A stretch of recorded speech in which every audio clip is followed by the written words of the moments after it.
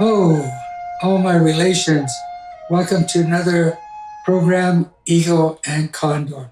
This is Tony Gonzales, your host today, Sunday, April 21st, and my relatives. I have a very good program I hope you like, which will include a video. Right now, as we speak, the United Nations Permanent Forum on Indigenous Issues is meeting in New York from April 15th through April 26th. And there's a lot of history behind this permanent forum of Indigenous peoples that began with participation in Geneva, Switzerland, 1977. And with that, we will be screening a video called Indian Summer in Geneva. So, to give you a little history about Indian peoples of the world meeting in Geneva, Switzerland, and now in New York. This is a time where they meet together, they engage, they coordinate, they plan the global international Indian movement, if you will. So tune in on that. And if you want to see it live streaming between now and the 26th of April, the Permanent Forum on Indian Issues, you can go to UN Web TV and look at the live schedule and look for the Permanent Forum on Indigenous Issues. It's very educational.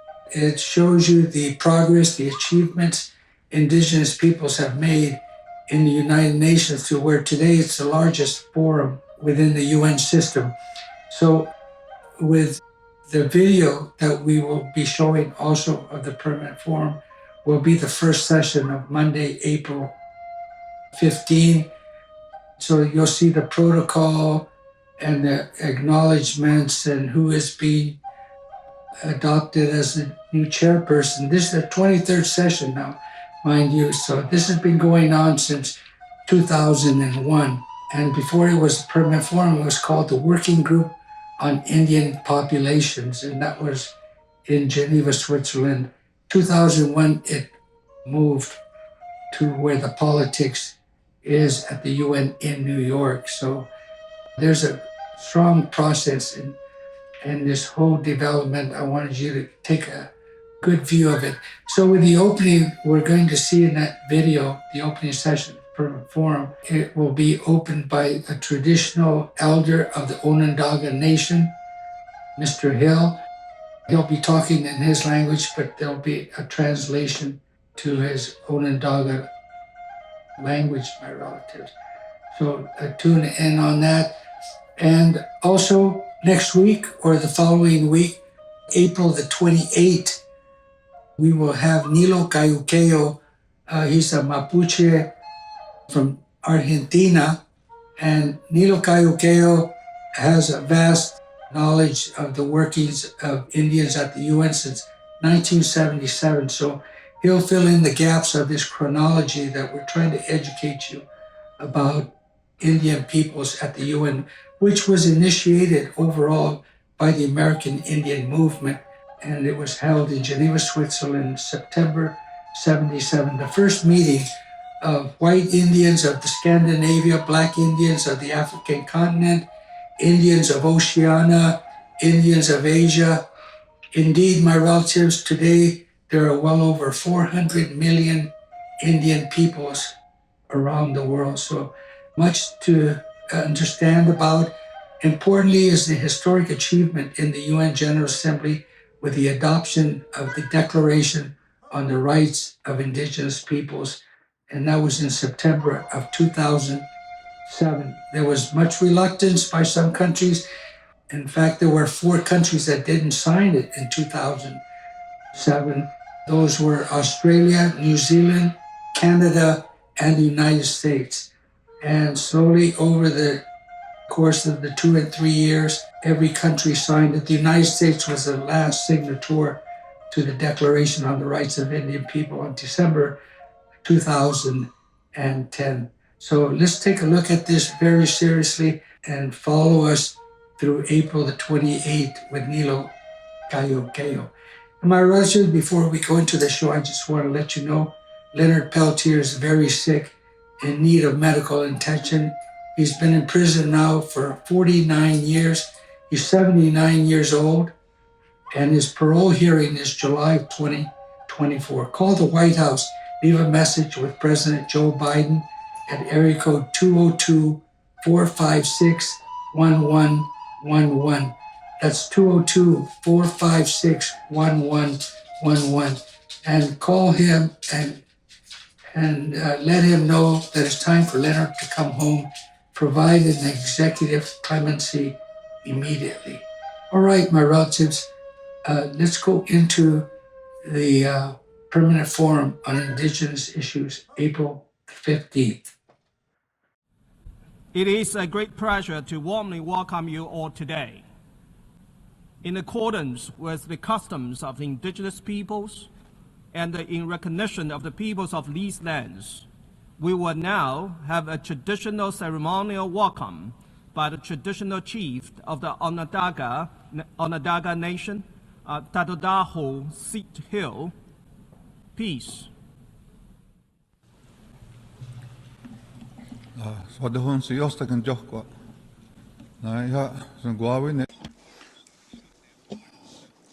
Greetings, everyone. To this He has given us, our Creator, our way to be. No matter the number of people at one place gathered, we'll be the first. It'll be the first in order, the Thanksgiving address. It has become my duty to put this matter through first matter. Now, this day, the sunlight as it is, that peaceful in our minds it should be. Now then, the many people we have gathered here in this one place, put our minds together as one and greet each other and give thanks. It'd be that way. Now, as truly He's created the earth, whom we call our mother, whom we are thankful for. He has planted all to our benefit. It is where we take from to keep us in content. Now, at this time, we shall still doing her duties, we give a great gratitude. We'll put our minds together as one and give thanks to our mother. And so now, we're walking about here on earth as this great matter that He's planted for all of us, to benefit all the people, to help all the people. Now we respectfully put together our minds as one and give a great gratitude to all the food and medicine sources that He has provided for us. So we let it be that way in our minds. Now then, we give thanks to the gentle winds that move about, the good air for us to breathe. And now we are told that this mass above us surrounds us like a covering net, slowly turning from the source. It's moving wind circulating about. With great care and respect, we put our minds together as one and give thanks to the moving winds. So we let it be that way in our mind. And so now He has now separated things. He's given each one duties. These are special duties. He has given additional powers that we know of. The first one being our grandfathers, the thunder beings coming from the direction of the setting sun. And so now our elder brother, the sun, and also our grandmother, the moon. And we include also in our minds and in our hearts the stars, that they still carry on their great responsibility. And so now, as one, we put our minds together as one and give a great gratitude to all and the sky beings for carrying on their work. And we let it be that way in our minds. And so now He's selected these people, these four beings. They protect us. They come from where the Creator lives. So when He was walking about here on earth, He came to inspect again what He had created. He noticed that there's a right way and a wrong way. And so He, throughout this land, He gave us this protection of the four beings to watch over our minds. And also he sent this message through a man we know of as Handsome Lake. And he also helps keep our minds straight and pure and in a good way we walk about here on earth. So we kindly and respectfully put our minds together as one and give a great gratitude to the four beings who watch over our minds. And so now, the Creator is, and what He has done from the earth, we will start one day, give thanks to all and finish at the place here that we're gathered in our minds as one. We give thanks. So he set down here this great love that he has. By each daytime and each nighttime, this love that and compassion he sends to us. And so we're so fortunate to have given these original peoples the way to think and carry about in a peaceful and contentment way as we walk about. So we kindly and respectfully put our minds together as one and give great gratitude to all that the Creator has put here for us. Donato.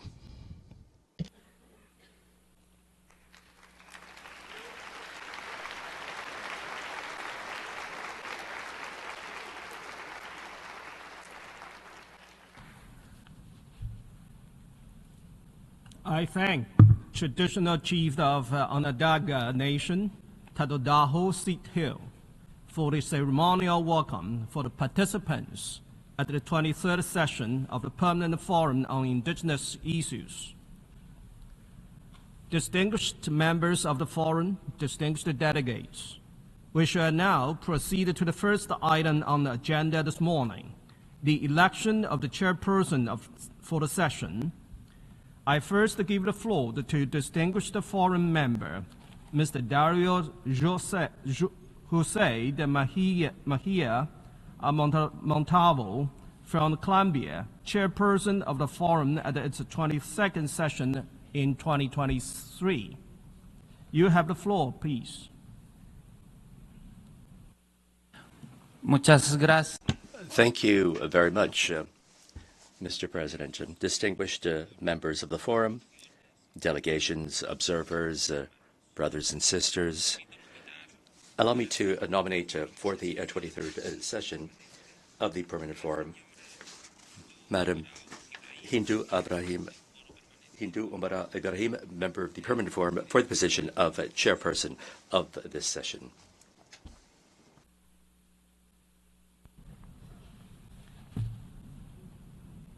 I thank Mr. Dario Jose de Mejia de Montalvo for nominating the candidate for the chair.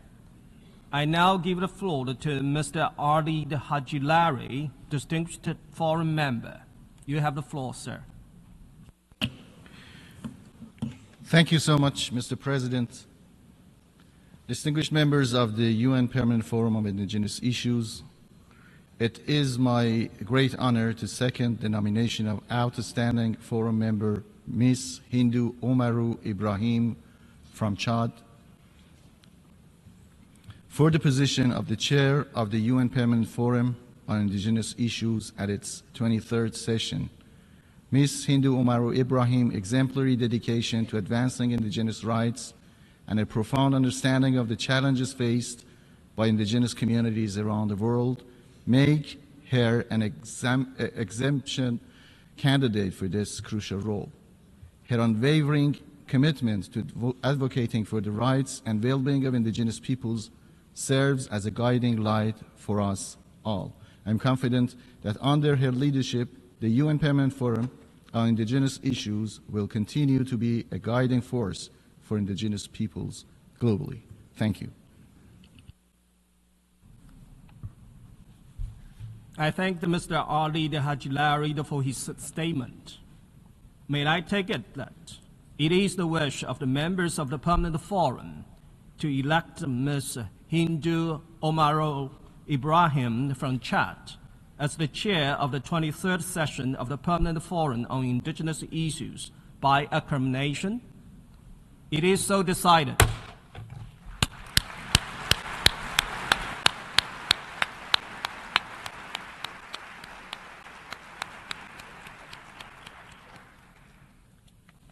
I wish to extend my warmest congratulations to Ms. Hindu Omaru Ibrahim to her election, and that I'm confident that she will guide the session of the forum to a successful conclusion. I now invite Ms. Hindu Omaru Ibrahim to come up to the podium to preside over the remainder of the proceedings of this meeting. Please.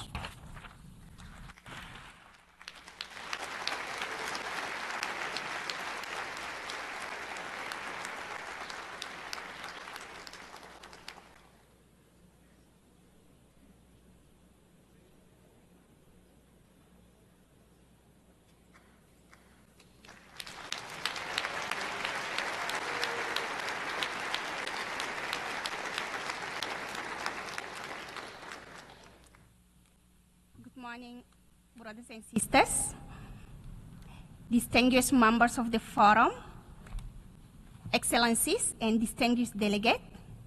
We will now turn to the election of the other officer of the Bureau for the 23rd session of the forum. In this regard, I will be recalling that forum member had decided to designate 7 members rather than 6 for the Bureau at its 21st session 2 years ago. Recalling that a 7-member Bureau had truly benefited the work of the Forum over the last 2 sessions, I would like to propose that the Forum continues to nominate 7 members to the Bureau going forward. I hear no objection, so it's so decided. We shall now proceed to the election of the Vice Chair for this session. First, I give the floor to distinguished forum members. Mr. Vital Bambanzi. Vital, you have the floor. Thank you, Madam Chair, and congratulations for your excellent election. Distinguished members of the forum, dear delegates, dear brothers and sisters, I have the honor to nominate the following outstanding forum members as chairs of the Permanent Forum on Indigenous Issues at its 23rd session. Is Mr. Kate Harper, former United States Ambassador from Cherokee Nation, Chair of the Native America Practices and the Co-Chair of the Human Rights and the Global Strategy Practices. Ms. Aluki Korti from Canada and one of the 2 co-chairs representing Indigenous peoples organizations on the Global Task Force for International Decade of Indigenous Languages. Ms. Hanan Misgrade from Australia, who has played an instrumental role in establishing services for Indigenous women and children impacted by violence. Ms. Hani Mogani from the Islamic Republic of Iran, who work with Indigenous and local communities, aims to end poverty and hunger, improve nutrition and biodiversity protection, and guarantee the intellectual property of Indigenous traditional knowledge. And Mr. Rodrigo Eduardo Parialef from the Mapuche people in Chile, who is a senior advisor on Indigenous issues at the Vernacular Center, School of Business and Economics of the Pontifical Catholic University of Valparaiso in his country. I thank you. I thank Mr. Vital Bambanze for nominating the vice chairs of the 23rd session of the Permanent Forum on Indigenous Issues. I now give the floor to distinguished forum members. Mr. Geoffrey Rhodes. Geoffrey, you have the floor. Hello, and congratulations on your election, Madam Chair. Distinguished members of the Forum, I have the honor to second the nomination of outstanding Forum members, Mr. Keith M. Harper from the United States, Ms. Aluki Kutig from the Arctic in Canada, Ms. Hannah McGlade from Australia, Ms. Haneh Magahani from the Islamic Republic of Iran, and Mr. Rodrigo Eduardo Pelelith from Chile as Vice Chairs of the Permanent Forum on Indigenous Issues at the 23rd session. Thank you.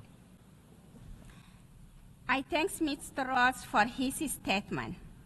May I take it that members of the Forum wish to elect by acclamation Mr. Keith Harper, Mrs. Aluki Kochiers, Ms. Hannah McLean, Ms. Haneh Mugani, and Mr. Rodrigo Eduardo Palaev as Vice Chair of the 23rd session of the Permanent Forum on Indigenous Issues by acclamation. It is so decided.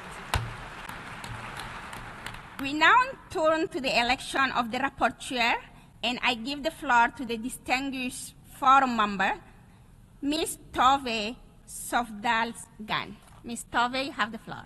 Thank you, Madam Chair, and congratulations on your election. Distinguished members of the Forum, I have the honor to nominate outstanding Forum member, Mr. Suleiman Mamatov from Ukraine as rapporteur of the Permanent Forum on Indigenous Issues at its 23rd session. Mr. Mamatov has effectively contributed to the shaping and promotion of legal instruments for the benefit of the indigenous peoples of Ukraine. He has also launched and led many impactful initiatives and projects on the protection of the rights of indigenous peoples. Thank you. I thank Ms. Gang for nominating the rapporteurs of the 23rd session of the Permanent Forum on Indigenous Issues. I now give the floor to the distinguished Forum members, Mr. Rodrigo Eduardo Payalev, who was just elected one of the vice chair for this session. Mr. Rodriguez. Muchas gracias, señor. Thank you very much, Madam Chair. I'd like to congratulate you on your election as chairperson of this forum. I would like to second, and I have the honor of seconding the nomination of our brother Suleiman Mamutov from Ukraine as a rapporteur of the Permanent Forum for Indigenous Issues of the United Nations. I thank Mr. Payalev for his statement. May I take it that members of the Forum wish to elect by acclamation Mr. Suleiman Mamutov as rapporteur of the 23rd session of the Permanent Forum on Indigenous Issues. It is so decided. I would like to congratulate all the distinguished officers of the Bureau of the 23rd session of the Permanent Forum on Indigenous Issues, just elected by acclamation. Congratulations to all of you. I now invite the members of the Forum to proceed to the agenda item 2, adoption of the provisional agenda and organization of the work for the 23rd session. The agenda is contained in the document E/C19/2024/1, approved by the Economic and Social Council and its decision 2023/341 of the 25th July 2023 at the recommendation of the Forum. May I take it that the provisional agenda is acceptable to all members of the Forum? I hear none objection. The agenda for the 23rd session is adopted. Distinguished member of the Forum, dear colleagues, brothers and sisters, I now draw the attention of the Forum to the proposed organization of work for the session as contained in the document E/C19/2024/1 2024/L1/revisions1. This document has prepared by the Secretariat in consultation with the Chair and the members of the Forum, and it contains a detailed descriptions of our program of work on the day-to-day basis. Does any members wish to take the floor in this connection? Therefore, there is no objection, no comment. I take it that it is the wish of the Permanent Forum to proceed in accordance with the program of the work contained in the document L1/revision1. I hear no objection. It is so decided. Distinguished Forum members, dear colleagues, I'm so humble and pleased to all your election. Allow me now to further address this meeting in my capacity as the chair of the 2023 session of the Permanent Forum. His Excellencies, Denise Francis, President of the 78th session of the General Assembly. His Excellencies, David Choquehuanca, Vice President of the Plurinational State of Bolivia. Her Excellencies, Paula Narvaez, President of the United Nations Economic and Social Council. Her Excellencies, Sonia Guajajara, Minister of Indigenous Peoples of Brazil.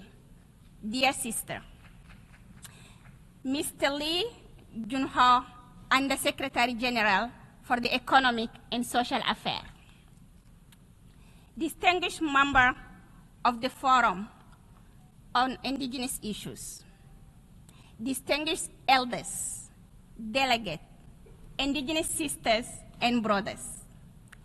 Excellencies, friends, ladies and gentlemen.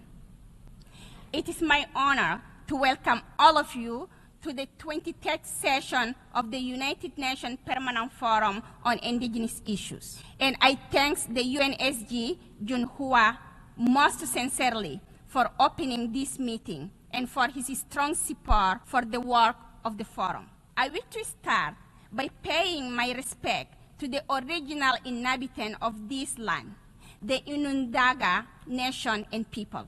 In particularly to you, Chief Todo Daho Sit Hill. Thank you for the blessing, for the opening, for welcoming our forum on your land. I would like to express my gratitude to my fellow members of the forum for placing their trust in me to this session as chair. Furthermore, on behalf of all the members of the forum and myself, we deeply appreciate the wisdom, dedication, and energy of Mr. Dario Mojia Montalo, Chairperson, Mr. Daria, Chairperson of the 21st and 22nd session of the Permanent Forum. He has demonstrated exceptional leadership over the past 2 consecutive sessions. We have made great progress and we will continue in past. May I request all of you, please, to applaud Mr. Dario.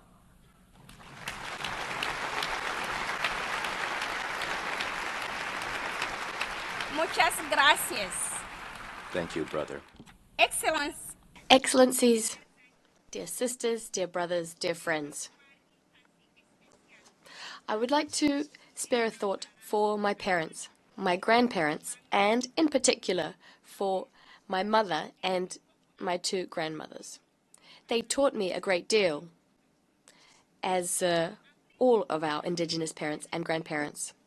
They taught me about our ties to the environment, to nature, and a great deal of traditional knowledge, which one day it'll be up to me, my turn, to hand down to my children and other young girls in my community. What they also taught me is to protect our rights, to defend our identity, our culture, despite discrimination we might face. We must be at the forefront of this effort. We must fight, day in, day out, every minute, every second. And this is what I'll be doing with you throughout this year. In doing so, I'll be counting on the priceless support of all of the Forum members and of each and every one of you to ensure that the Forum contributes to the rights and well-being of Indigenous persons the world over. I'm counting on you, colleagues. Excellencies, friends, sisters, and brothers.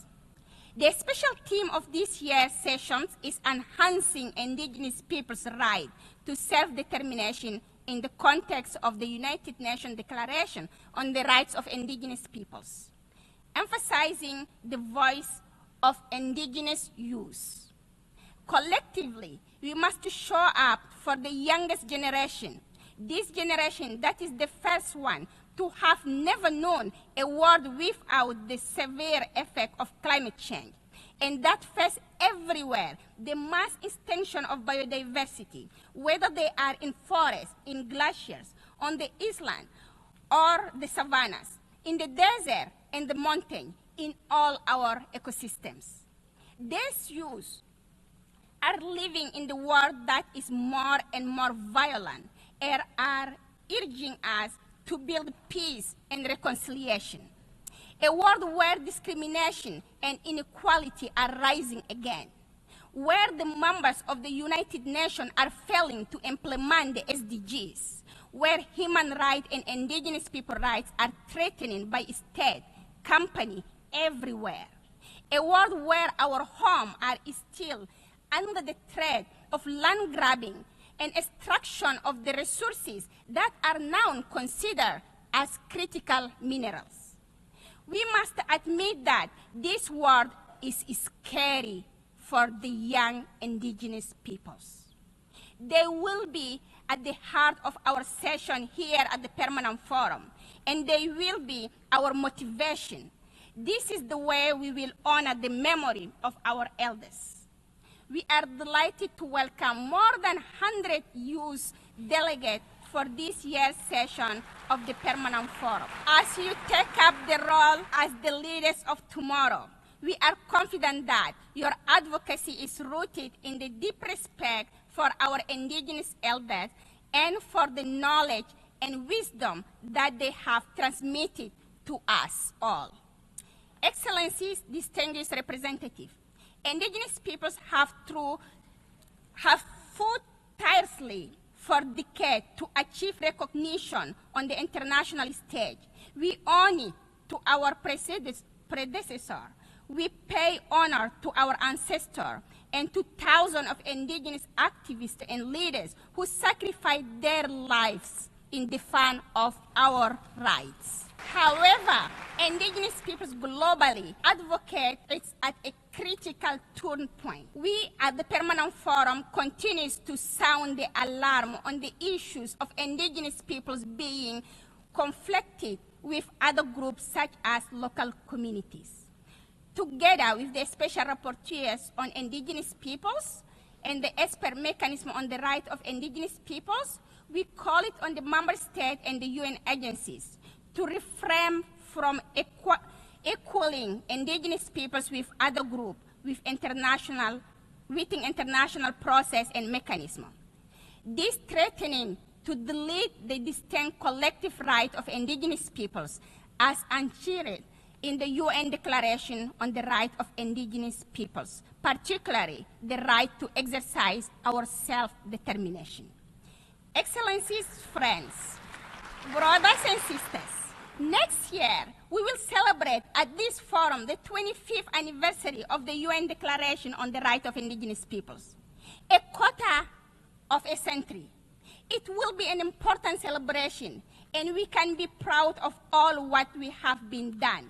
Over the last 25 years, we obtained recognition. We lead greatest battle for our land, for the recognition of our collective rights, for the respect and the protection of our culture and our knowledge. But the road to the self-determination is still long. Self-determination is a precondition to safeguard our existence as indigenous peoples.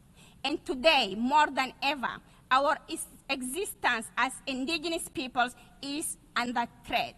On a burning planet, our ecosystem could disappear in the next decade, and our culture, our identity, our rights, our life can burn with it. In the meantime, self-determination for indigenous peoples benefits everyone. As the true guardian of the world's biodiversity, indigenous peoples protect our Mother Earth. Indigenous-led conservation can restore soil, reduce carbon emission, and ensure sustainable food production for all. Indigenous people's traditional knowledge can also shape solutions for global problems by demonstrating that indigenous people are leading by example. We have proven that our economy are resilient and produce food and goods in sustainable and fair dimension. We have proven that our culture encourages cooperation with Mother Earth rather than destroying ecosystems. This is the gift indigenous people are giving to the planet and its inhabitants. Therefore, enabling indigenous people's self-determination is not a threat to the state or to the United Nations and its member states, but it is a pathway for all of us to work together. It is a unique opportunity to bring concrete solutions to the crisis we all facing. Excellencies, distinguished representatives, to support indigenous peoples to own and manage their land, territories, resources, and to exercise their right to self-determination is reaching a critical moment. Therefore, access to direct finance for indigenous peoples in areas such as environment, management, sustainable economy, and food sovereignty with all our ecosystem is crucial. Indigenous people are still largely ignored by the international financial institution, but also by private actors, corporations, and local government.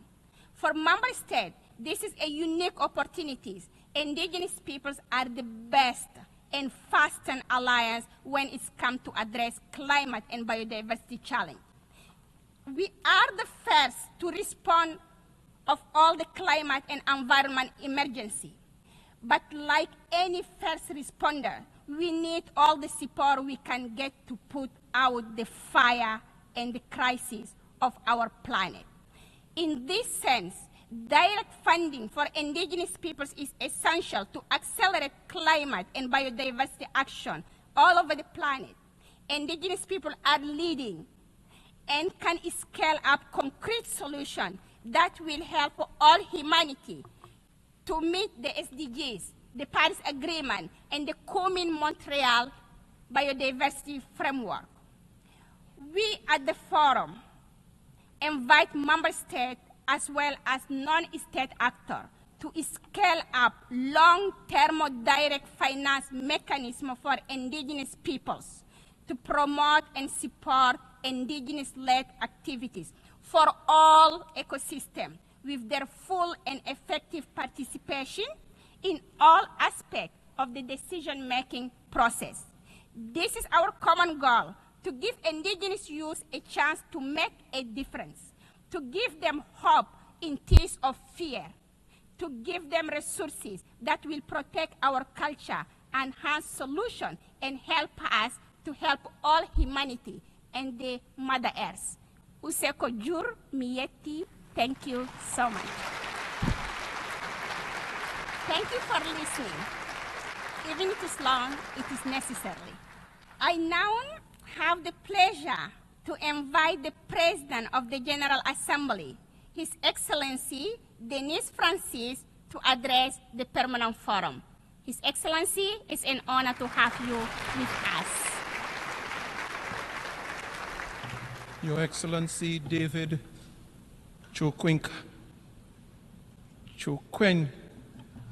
Ansa, Vice President of the Plurinational State of Bolivia, Your Excellency Sonia Guajajara, Minister of Indigenous Peoples of the Federative Republic of Brazil, Your Excellency Paula Narvaez, President of the Economic and Social Council, Mr. Lee Junhua, Undersecretary General for Economic and Social Affairs, Ms. Hindu Umaru Ibrahim, Chairperson of the United Nations Permanent Forum on Indigenous Issues, Excellencies, ladies and gentlemen.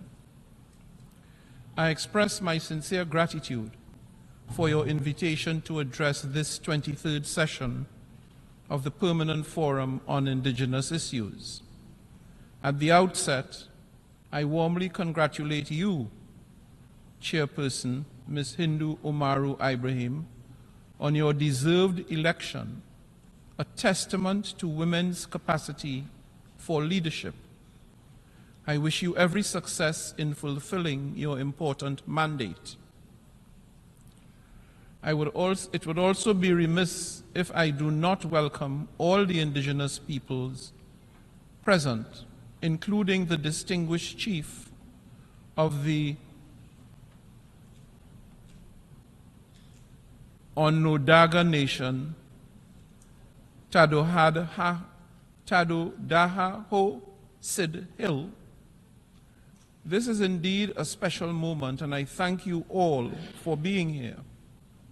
An important consequence of which is ensuring the representative character of this forum, enriching both our intergovernmental deliberations and their outcomes. Excellencies, the Permanent Forum is a befitting way to celebrate the remarkable diversity of indigenous peoples and the most prominent global platform to discuss indigenous issues spanning economic and social development, cultural, environmental, educational, health, and human rights spheres. Simultaneously, it provides an important moment to highlight the many peculiar challenges indigenous peoples confront in their daily lives. At each session, this forum candidly reviews the progress achieved and the obstacles faced in upholding the human rights of indigenous peoples. But we must also make full use of this opportunity and effectively guide our discussion by addressing such important questions as: what progress have we made for indigenous communities? What can we learn from each other's experiences? How do we ensure effective participation of indigenous peoples in the work of the United Nations system so that their voices are always heard? And crucially, how do we ensure that our national, regional, and global endeavors align with the objectives of the United Nations Declaration on the Rights of Indigenous Peoples? Excellencies, the central philosophy of the 2030 Agenda for Sustainable Development is, quote unquote, to leave no one behind. To that end, it urges us to pay special attention to vulnerable communities, those who are most susceptible to being marginalized, left out, and indeed left back. We will have failed dismally to achieve the SDGs if we overlook the plight of indigenous peoples or neglect to uphold their rights and dignity, and moreover, to promote their well-being. Furthermore, we must acknowledge how these challenges intersect with the various gendered forms of discrimination and barriers encountered especially by indigenous women and girls. Accordingly, not only must we ensure that indigenous women and girls are protected from violence, they must also be guaranteed equal access to quality education, health care, and economic resources, including land and natural resources.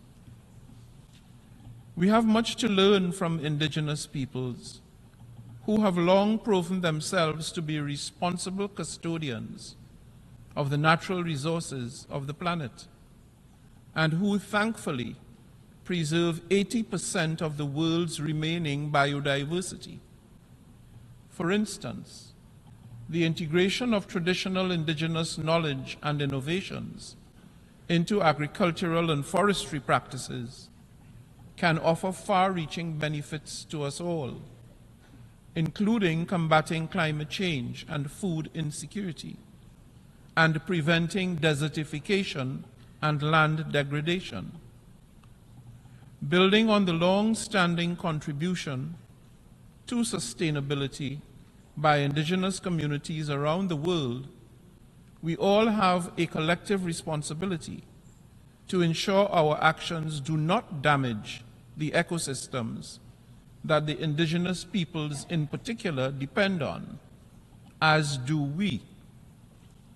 Excellencies, indigenous youth have also become increasingly proactive in asserting their rights and in addressing some of humanity's most urgent issues, including the existential threat posed by climate change. While actively supporting their endeavors, we must also recognize their distinct challenges. One such challenge of great significance is preserving their indigenous heritage, language, and knowledge, as inevitably they are caught in an unending struggle to navigate between modernity and tradition. To enable them to benefit from both worlds, we must readapt our educational curricula to incorporate indigenous knowledge, celebrating our cultural diversity and our shared human heritage. Concurrently, we must also uphold the commitments we made at the General Assembly's launch of the International Decade of Indigenous Languages in 2022, highlighting the urgent need to preserve, revitalize, and promote indigenous languages, given the rapid pace at which they are disappearing.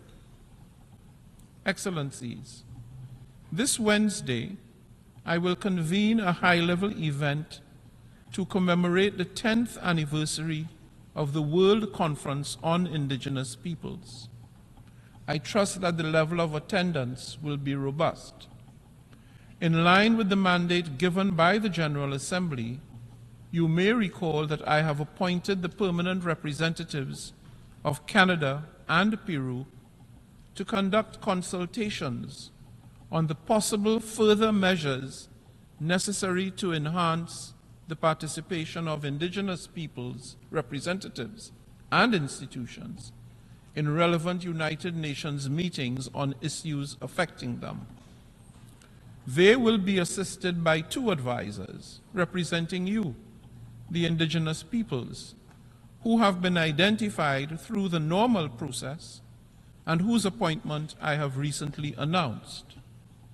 I have full confidence that with the support of the advisors, the co-facilitators will build on the progress achieved during previous sessions and the outcomes of the 3 hearings convened by my predecessors.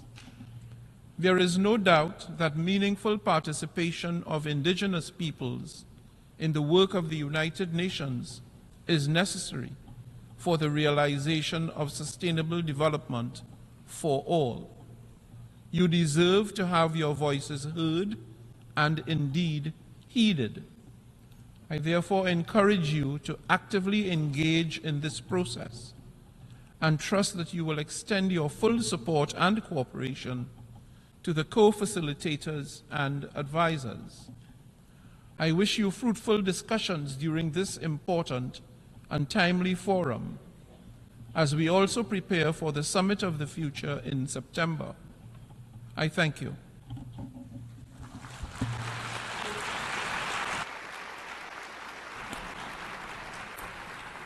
I thank the President of the General Assembly for his statement and for his presence here with us this morning.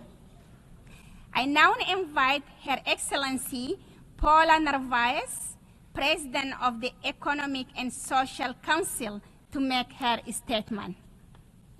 Ms. Paula.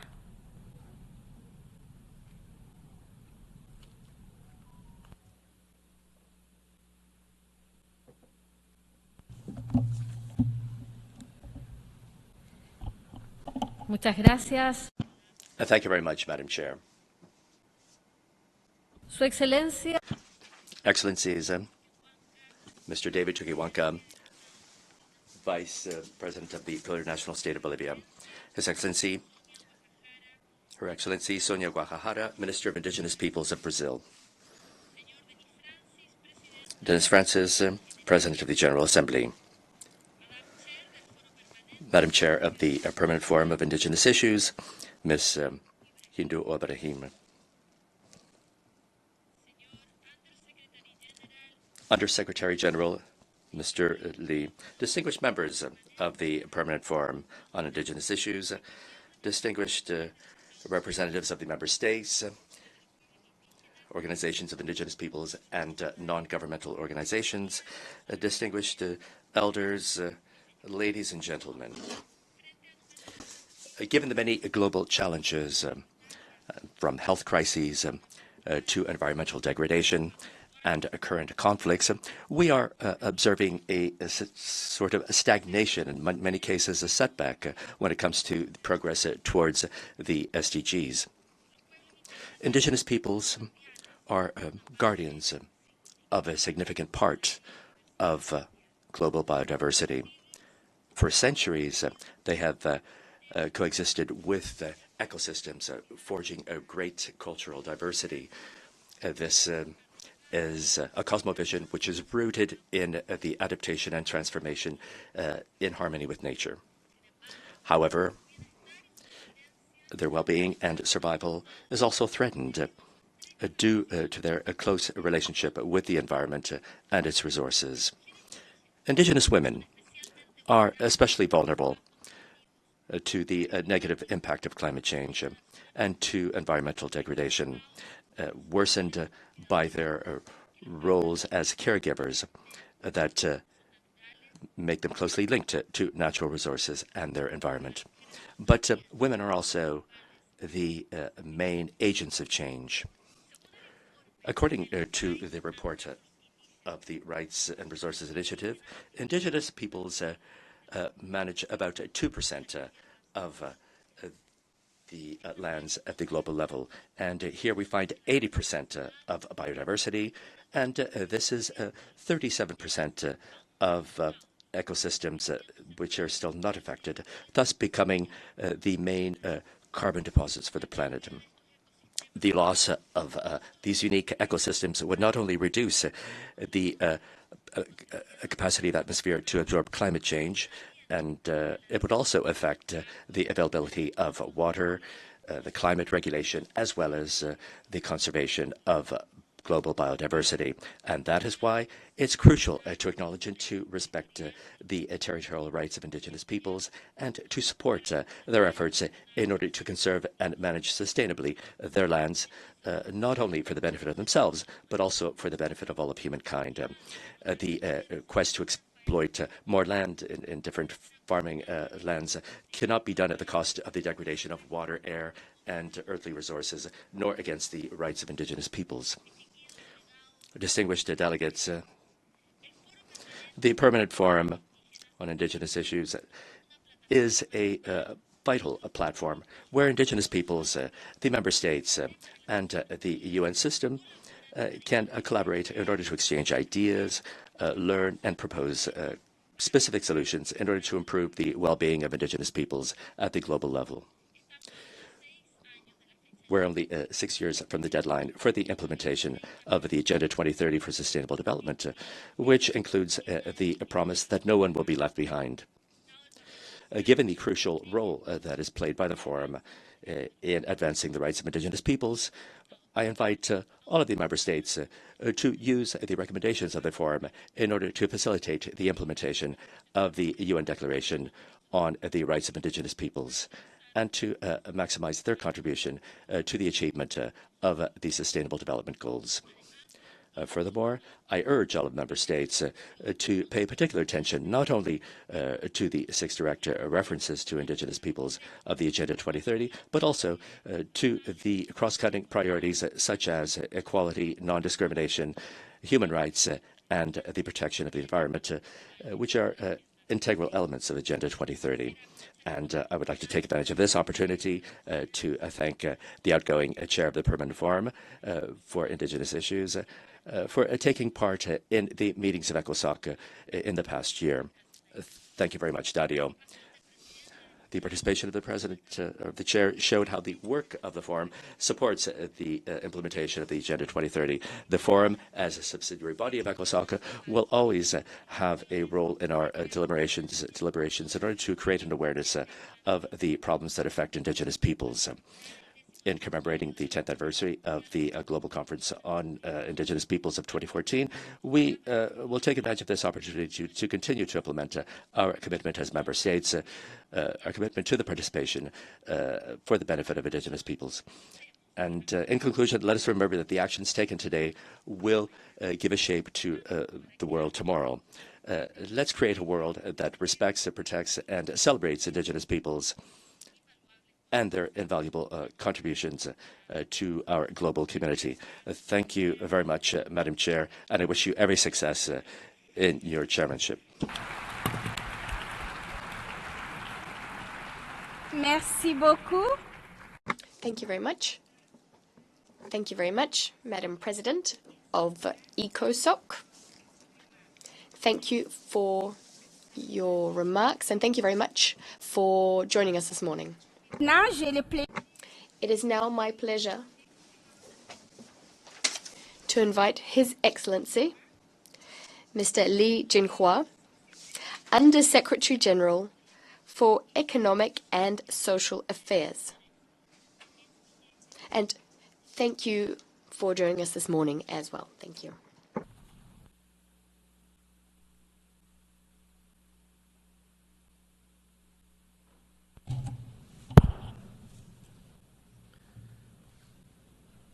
Your Excellency, Vice President of the Bolivia, Your Excellency, the Minister of the Indigenous Peoples of the Brazil, distinguished chairperson, members of the Permanent Forum on Indigenous Issues, honorable elders, distinguished representatives, colleagues, ladies and gentlemen, welcome to the 23rd session of the UN Permanent Forum on Indigenous Issues.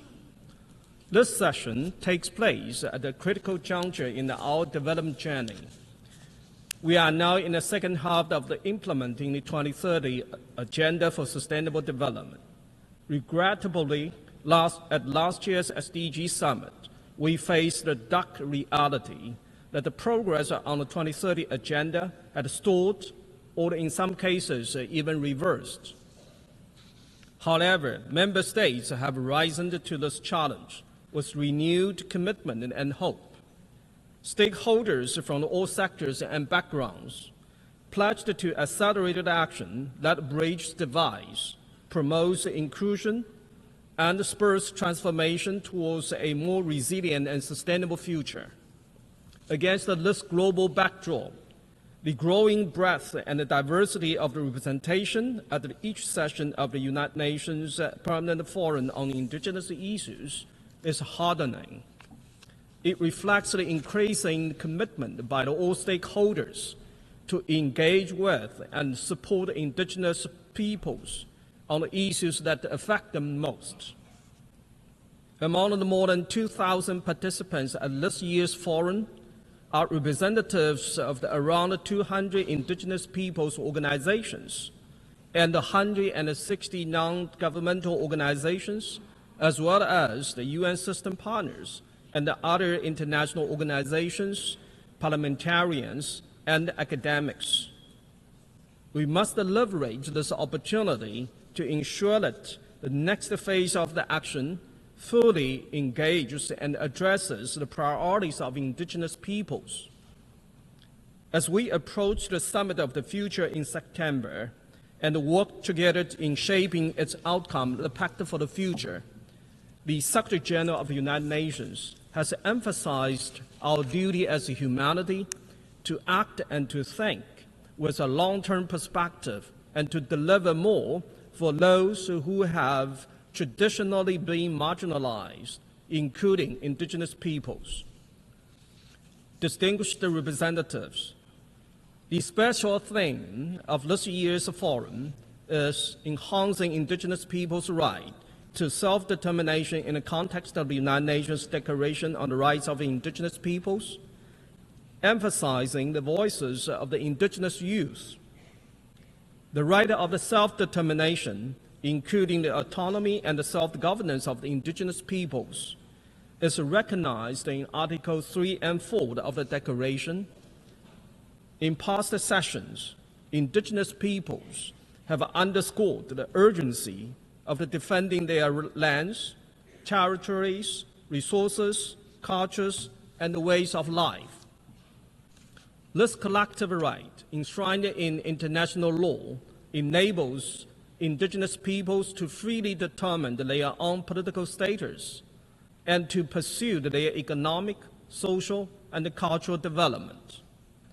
Young people are increasingly central to the exercise of this collective right.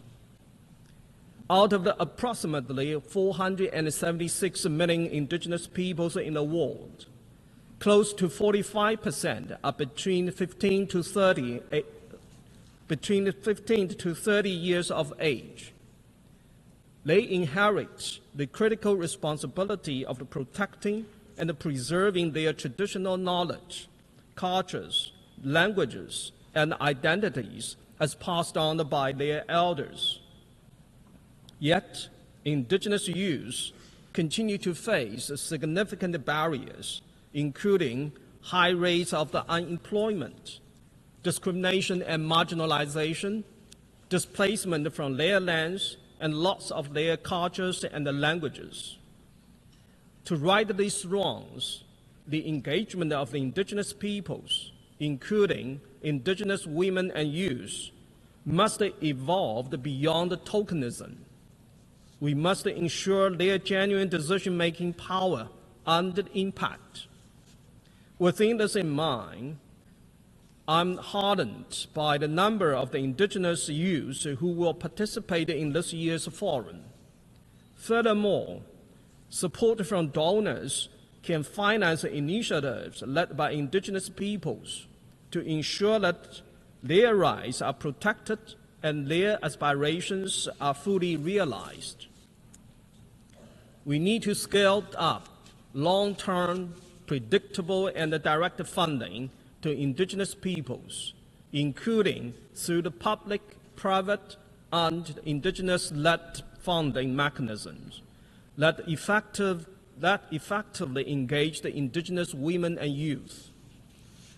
Ladies and gentlemen, dear colleagues, this year marks 1 decade since 2014 World Conference on Indigenous Peoples. I'm happy to report that we continued to promote the implementation of the UN System-wide Action Plan on Indigenous Peoples that was developed in the aftermath of that conference. This work is carried out by the Interagency Support Group on Indigenous Issues, composed of the over 42 UN system entities and led by my department, the Department of the Economic and Social Affairs, as the permanent co-chair of the Interagency Group. With support from our current co-chair, the World Health Organization, the group that has continued to promote the rights of indigenous peoples throughout the UN system. This includes ongoing work to develop the indicators to track the system's support for implementation of the United Nations Declaration on Rights of the Indigenous Peoples. Excellencies, distinguished participants, finally, allow me to provide a few words of thanks and encouragement. Thank you to those member states that have generously contributed to the Trust Fund on Indigenous Issues over the past year: Canada, Denmark, Finland, and Estonia. Through your contributions, my department has been able to strengthen support for the work of the Permanent Forum, both during and after the annual session. Relatedly, I wish to invite and encourage member states to consider hosting the future pre-sessional meetings of the Permanent Forum. These pre-sessional meetings are vital in supporting forum members to prepare for the annual session. I look forward to the contributions that the forum will make to advancing the rights of the indigenous peoples and to secure the future for all the people and the planet. I thank you for your attention. And the Secretary General for Economic and Social Affairs for his statement. And for sure, this summit for future is very important for indigenous peoples, and we hope that we will be included in the draft that is going to be ongoing work before September. And calling also all the member states, please contribute to the Indigenous Peoples Fund of the Secretariat. We need you in order to really advance our rights and our contribution. We really thank you for being here this morning with us. I now have the honor and great pleasure to invite the Vice President of the Plurinational State of Bolivia, His Excellency David Choquehuanca, to address the Permanent Forum. Your Excellency, you have the floor. Hermana. Sister, Chairperson, brothers and sisters, those who are here and those who are in our communities, the ancestral peoples are sons and daughters of cosmic Earth, of Mother Earth, and of our genetic mother. We have not let ourselves be exterminated. We are indestructible, and we govern ourselves like Mother Earth. We wear feathers because we know that one day we will undertake our own flight.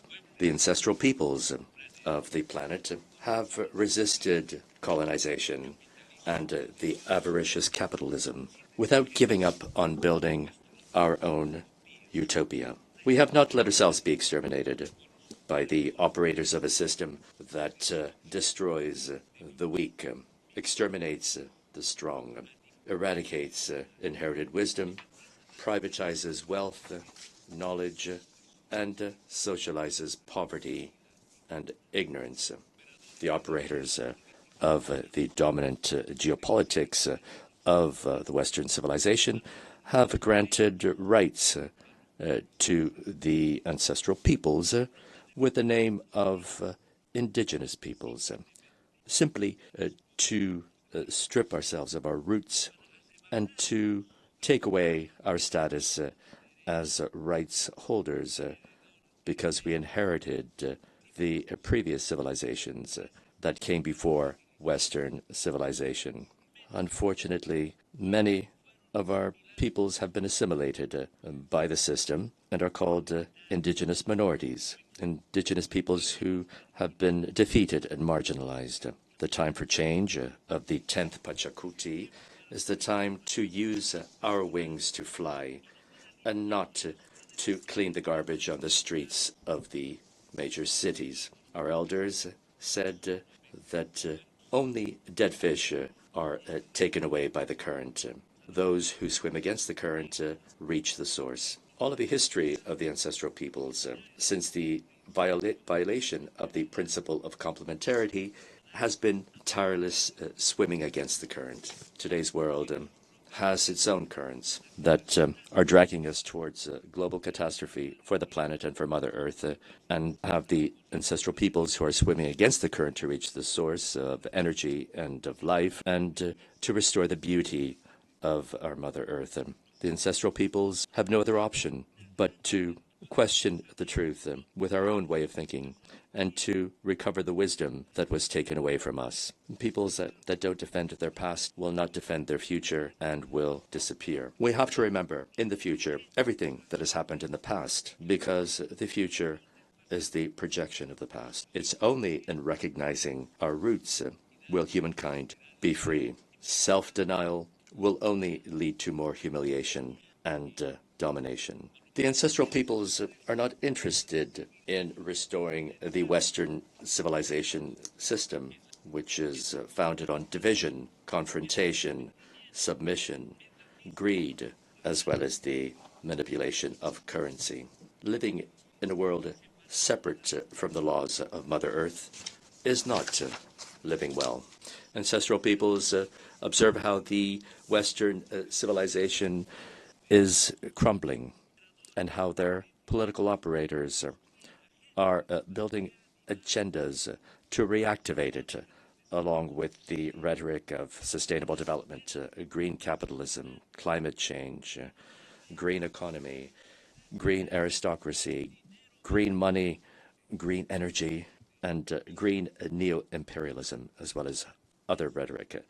They are trying to reactivate this at all costs because they know that once the system ends, this will also spell the end of power, which is based on division, greed, and control. The life horizon of ancestral peoples places the totality of life at its center. We agree that Mother Earth is the source and the foundation of life of its sons and daughters. We agree that life is the very foundation of any law, and this is so because the rights of Mother Earth preceded any other rule of law and are the foundation of law itself and of human rights. We understand freedom as being respect for the defense of life, where we can fully develop ourselves as human beings. The life project of ancestral peoples cannot be reduced to the Permanent Forum for Indigenous Issues of the United Nations. The time has come to resume the path, our path, Kapaknyan, the path of noble integration, and to decolonize the geopolitics of division and domination. The time has come to put into practice the geopolitics of living well and to place Mother Earth at the very center of national and international politics.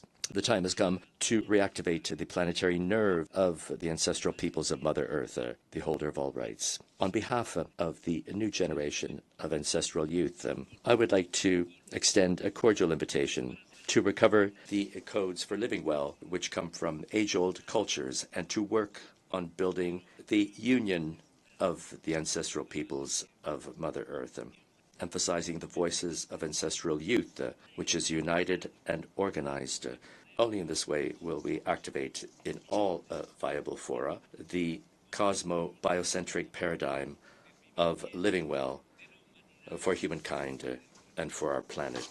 We are ancestral peoples because we remember in the future all that has happened to us in the past, and this makes us indestructible. Let the wind blow behind our backs. Let the sun enlighten our minds and our hearts. Let the earth show us the path under our feet, and then we will meet again until Naira Pacha will be Hichapacha again. Hayaya, peoples of the world.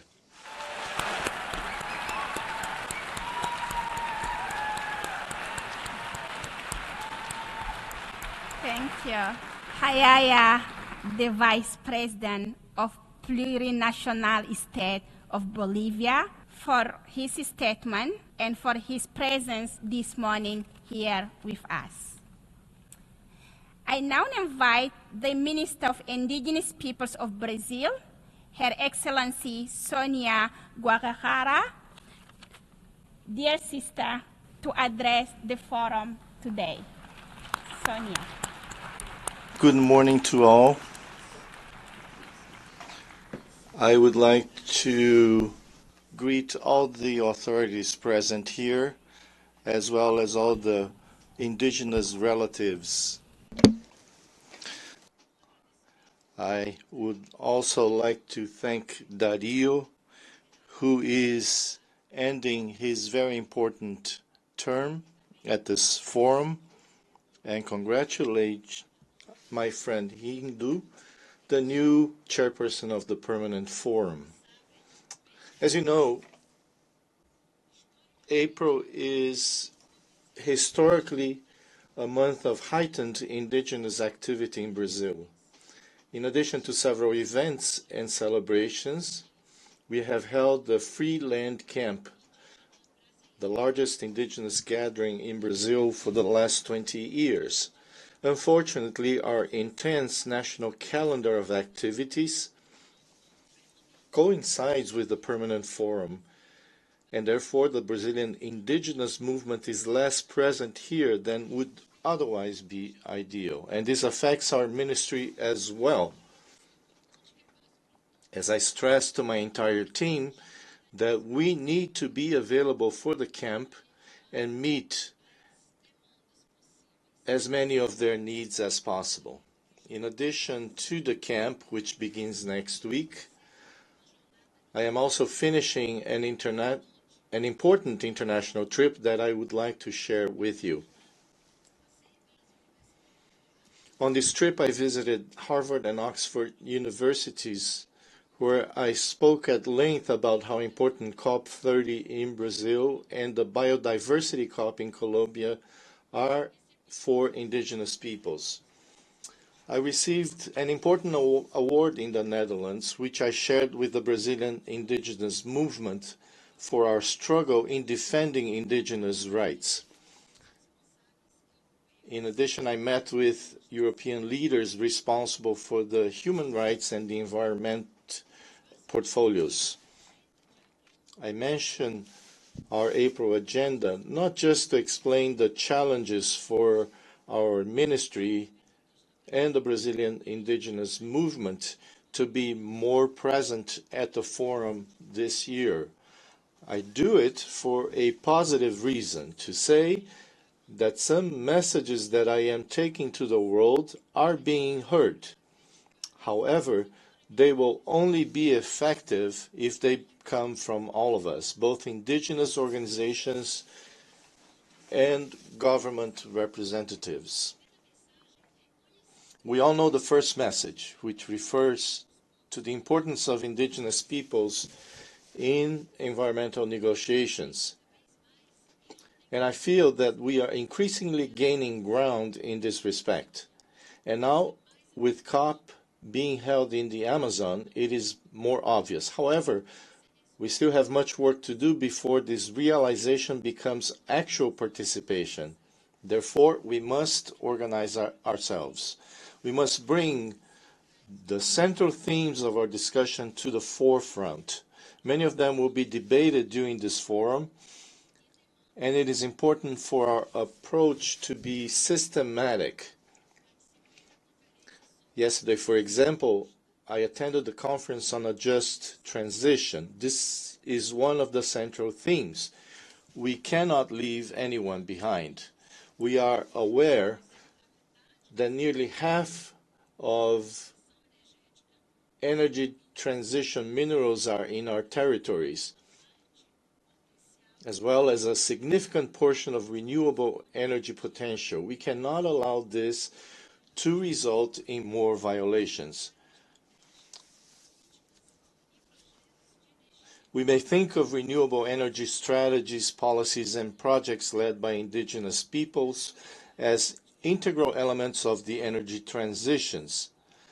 Such initiatives, as well as efforts based on indigenous land management, drive economic empowerment and social cohesion. We must speak of climate change. We cannot allow environmental racism to grow in this process. We must show that the extreme right and climate deniers will gain strength if social inequalities widened with climate changes. The theme of effective protection in the territories is necessary to protect biodiversity. Without regulation and protection, without full possession, organized crime and destructive capitalist policies will remain strong. It took until COP28 for fossil fuel reduction to make it into official documents. It is time for territory demarcation and regularization beyond Goal 3 of the Biodiversity COP. It is time to include the promotion of our food systems in this process, the importance of our traditional knowledge as scientific knowledge, the strengthening of indigenous languages, our cultures, and our ways of life. In addition to protection and regularization, indigenous peoples need support to continue at the front lines of protection. Therefore, it is important to integrate the environmental agenda with the human rights agenda. We must also talk about protection for environmental advocates in these accords. We must ensure effective compliance with free, prior, and informed consent. We must strengthen our youth and heighten the role of indigenous women. We must recognize the rights of people with disabilities. And all of this will only effectively take place if we increase the participation of indigenous peoples in decision making, both in international and national spaces. Since yesterday, I have been meeting with representatives from other countries, and today I will have a few more meetings with other indigenous peoples' ministries. We must unite in brotherhood and solidarity as indigenous peoples do, because challenges and adversaries at the national level are as strong as or stronger than at the international level. In light of all the challenges we face, we must walk together with other social sectors that have also been historically affected by the model that destroys our rights and Mother Earth. I say that it is time to reforest mines, and other sectors can help us. Among us, we also need the principles that we advocate for in a just transition. We cannot fail because of divisions among us. Each international movement gain must be achieved without leaving anyone behind. To walk together means to seek funds to support the participation and protection of all rights and all territories, and to tie them to global goals in accords. We can propose the best projects, and we must do it. The more we demonstrate our contributions in practice, the higher our chance of acquiring our space. This journey must begin soon. The Biodiversity COP16 in Colombia, another Amazonian country, is essential. We must further our participation in this process right away. We must request that the 8J group becomes a committee that may debate all biodiversity themes from an indigenous perspective at the center. We will also have the COP against desertification this year, and we must also start preparing ourselves. In the Amazon region, there is also the potential to increase indigenous people's roles in decision-making based on the development of an indigenous mechanism of ACTO. We must go forward in coming years. Surely, in each biome and in each social-cultural region, there are other ways to enhance the indigenous participation and role, and we must support them. With respect to COP30, I would like to reaffirm here what I announced in Dubai during COP28. We must have the best and largest indigenous participation in environmental negotiations during COP30. Therefore, I want to work with all of you toward this end. We do not seek to replace existing spaces, such as the caucus, the platform, or even this permanent forum. Rather, we want to empower them. In Brazil, in April, we will have an internal work group to prepare indigenous participation at COP. We wish this forum to form a commission to include other organized sectors of the international indigenous movement. This is a space that will terminate at COP30, but we want to leave a legacy for the future. Of course, we must leave a legacy for the indigenous cause in Brazil, for the peoples of the Amazon basin. But I call on all of us to pursue a legacy for our international cause, because our cause is linked to facing climate changes, protecting biodiversity, and strengthening human rights. This is not a legacy that is given. It has never been. But I believe that humanity asks us for it. The moment asks us for it. Therefore, we must be courageous and walk together. One of the messages that we have communicated since the creation of our ministry is that we will never again have a Brazil without us. I very much count on the debates that will outgrow from this permanent forum and are at your disposal in Brazil to embark with you in our journey that begins here, so that the world will never again walk without the participation and knowledge of indigenous peoples. Thank you very much.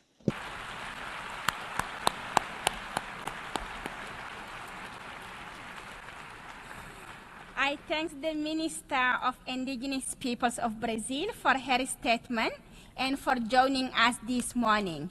And I really hope that all the member states can also lead by example by creating a space in their government to have indigenous peoples to have a seat.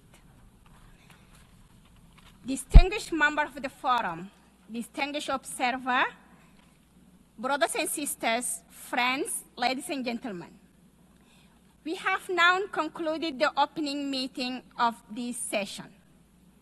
The forum will reconvene at 3 p.m. today in conference room 4 to begin its consideration of agenda item 4, discussion on the 6 mandated area of the permanent forum, economic and social development, culture, environment, education, health and human rights, with reference to the United Nations Declaration on the Rights of Indigenous Peoples and the 2030 Agenda for Sustainable Development.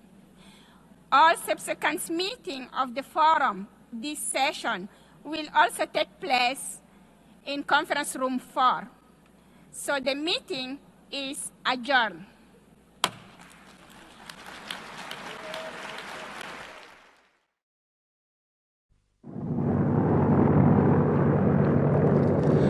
(1946), in the heart of Brazil, on the banks of the Rio das Mortes in the Mato Grosso. A Brazilian Air Force DC-3 on reconnaissance flies at low altitude over a village of Chavante Indians without any previous contact with the outside world. The war of pacification has started.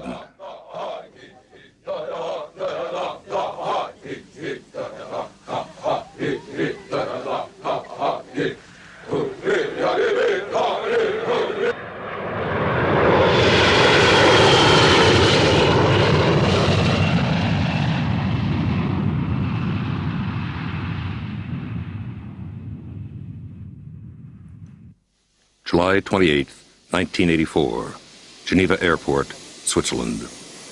Mario Juruna, a Chavante Indian and a member of the Brazilian National Congress, arrives in Geneva for the first time to take part in the UN Working Group on Indigenous Populations. With Alvaro Tucano of the Union of Indigenous Nations, he is going to speak on behalf of the 220,000 Brazilian Indians.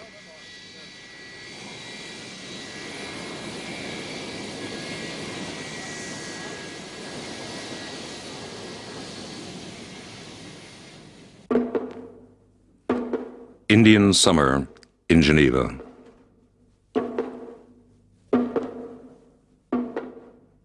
Indigenous Peoples of the Americas at the United Nations. The indigenous peoples of the world have never been considered by international organizations as nations with rights to land and their own government. First and foremost, human rights are considered as those of individuals, not of peoples. As early as 1923, Chief Descahe of the Iroquois tried in vain to have the sovereignty of the Six Nations Iroquois Confederacy accepted by the League of Nations in Geneva. He based his request on the recognition of the Iroquois Confederacy by the Netherlands, England, France, the United States, and Canada, through treaties to which these countries were party. Supported by sectors of public opinion in Geneva and Europe, as well as by several member states of the League of Nations, Descahe's mission provoked a stiff response from Canada, which was a member of the League, although still a British Dominion. The government of the Dominion declared the question of the Six Nations a purely internal matter of no concern to the League. Furthermore, it questioned the ability of Descahe to represent his people and decided to speed up the process of assimilating the indigenous peoples of Canada.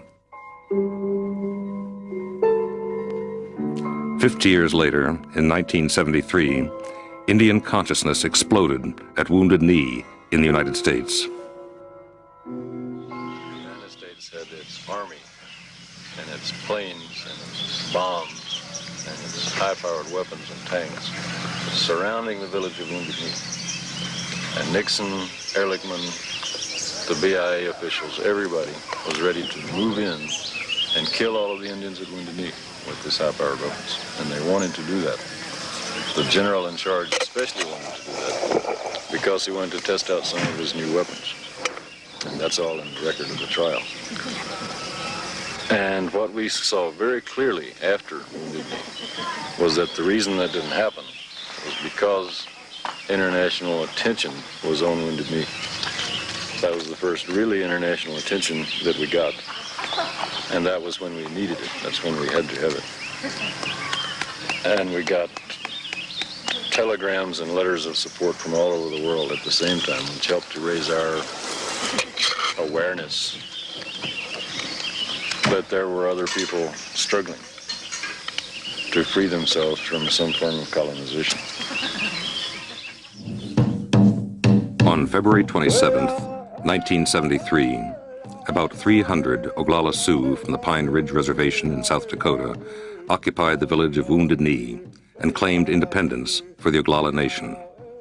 In exactly the same place, one December day in 1890, the group led by Chief Bigfoot was massacred by American troops, thus marking the end of the conquest of the West.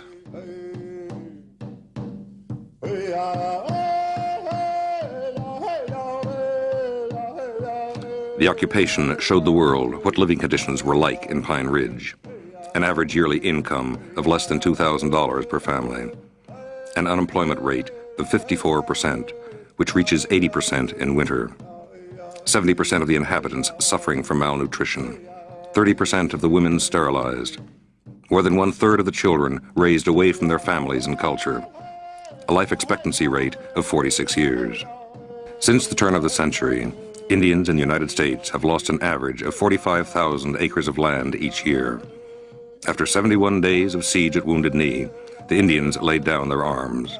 Order was once more restored on the Pine Ridge Reservation.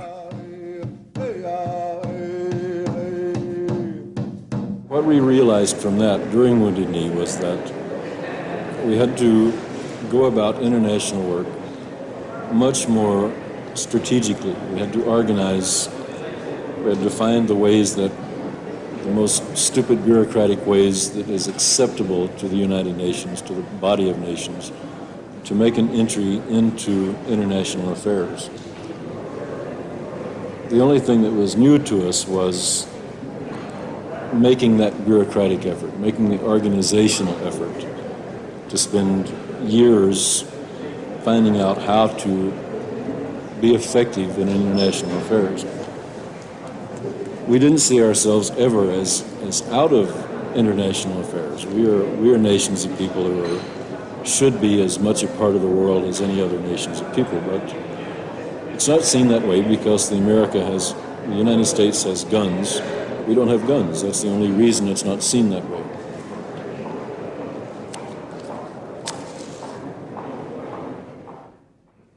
On September 20th, 1977, about 100 delegates from 15 countries of North, Central, and South America crossed the threshold of the United Nations in Geneva. They were led by the International Indian Treaty Council, the first indigenous organization to obtain the status of non-governmental organization at the UN.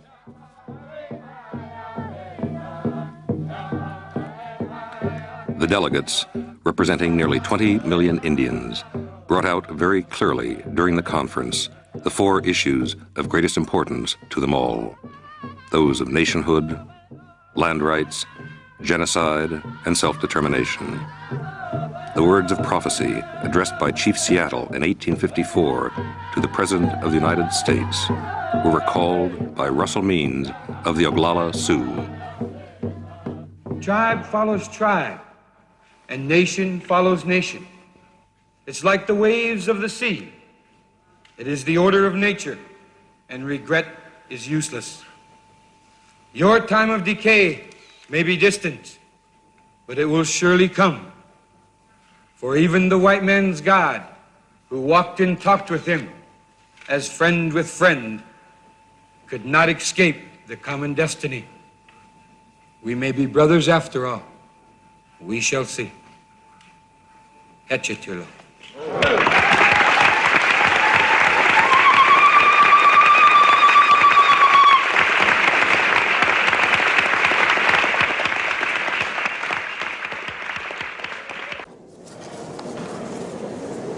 It symbolized, I guess, two things. In a way, it was the culmination of the work of so many people. The work of Discahe, the work of the people in Oregon who had gone to the United Nations back in the 40s and 50s. The culmination of the efforts of Frank Foolscrow of the Lakota Nation. And it was something good for me because it meant that we had actually done something. So I felt personally that we had made some effective change. But it also meant a real beginning for us. Instead of just the end of a long struggle, it meant finally the gates are open in some way. Finally we can get in, we can get back into the world, we can talk freely, we can say what our problems are, we can get solidarity from peoples all over the world.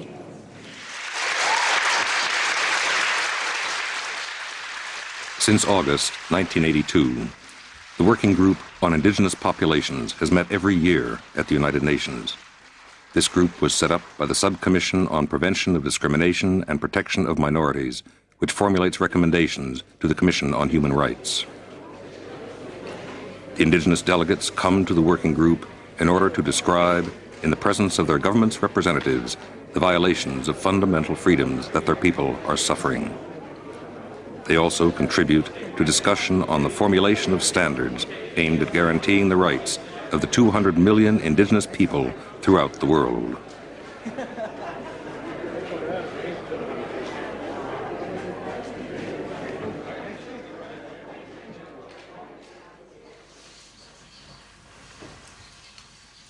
Qual é o serviço da ONU? O que a ONU já fez com o mundo inteiro? What is the role of the United Nations? What has the UN done for the world? As Indians, we would like to participate in the administration of the UN. Then Indians can change the system and current practices.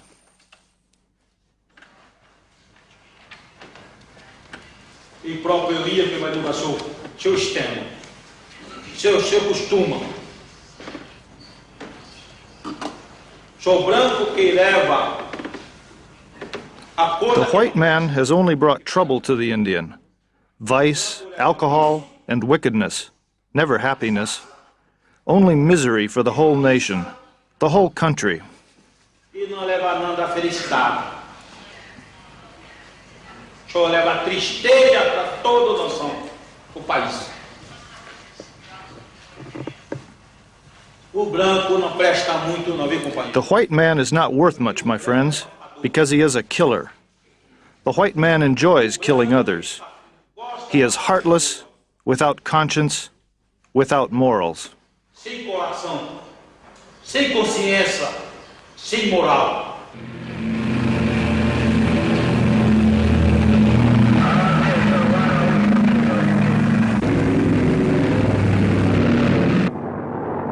E antes de 30 anos, 30 years ago, I lived happily beyond the Rio das Mortes, in my region, the Serra do Roncador, at the sources of the Rio das Mortes and the Xingu. It was the territory of the Chavante. cabeceira do Rio da Morte, ou cabeceira do Xingu, este território do Chavante.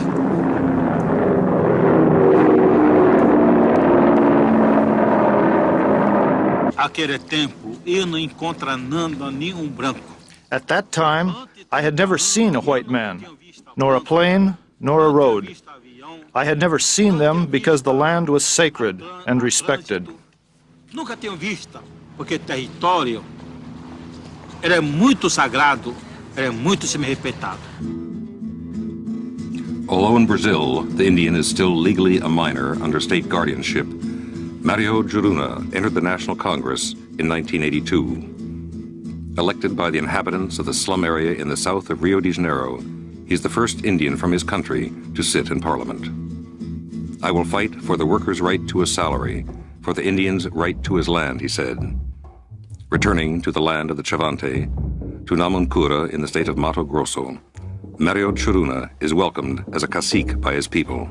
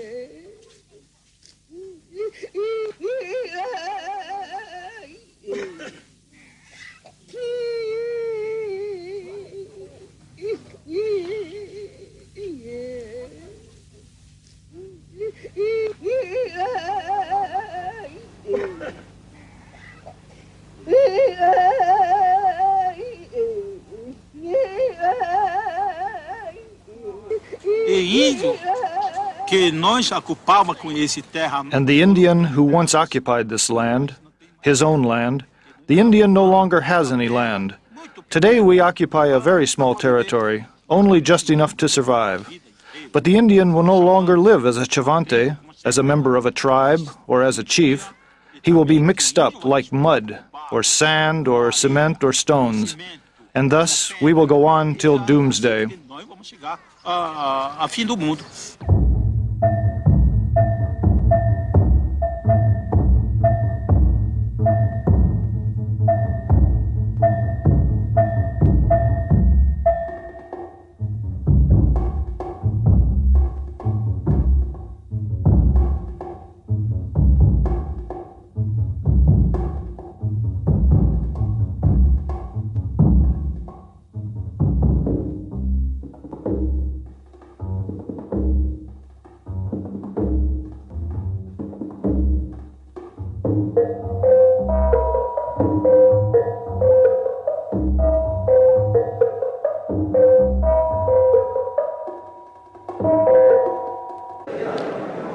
But the most difficult problem in the UN we still have, it has never stopped to this day, and that is when I first started working permanently in 1975 at the UN in New York, I would meet with delegates from African countries, and they would still laugh at me. "Oh, you're an Indian, isn't that funny?" And other people would say, "But I thought you had all been killed." So we had to spend at least 2 years convincing people that we still existed and that we were people to be respected as humans and as nations of people. And that's a fight that still goes on. We're not taken seriously, partly because of the immense worldwide propaganda of primarily of the U.S., through Hollywood films, through comic books, through all of the ways that they show us as savage people that are somehow comical, but defeated, basically defeated savages.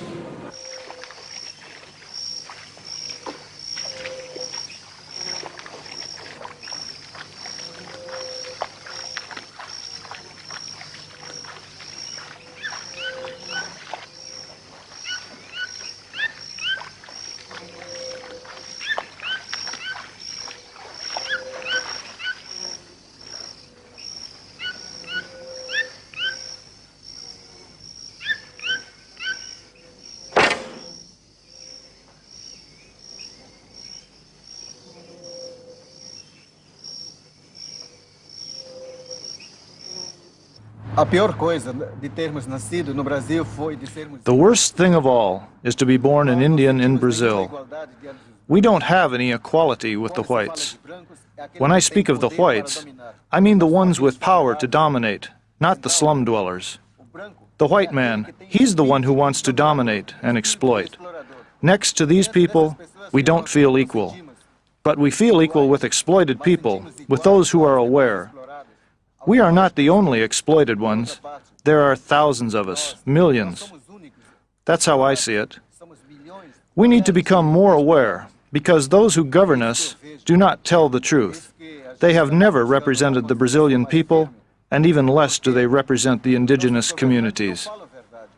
Eles nunca representaram o povo brasileiro, muito menos sobre as comunidades indígenas.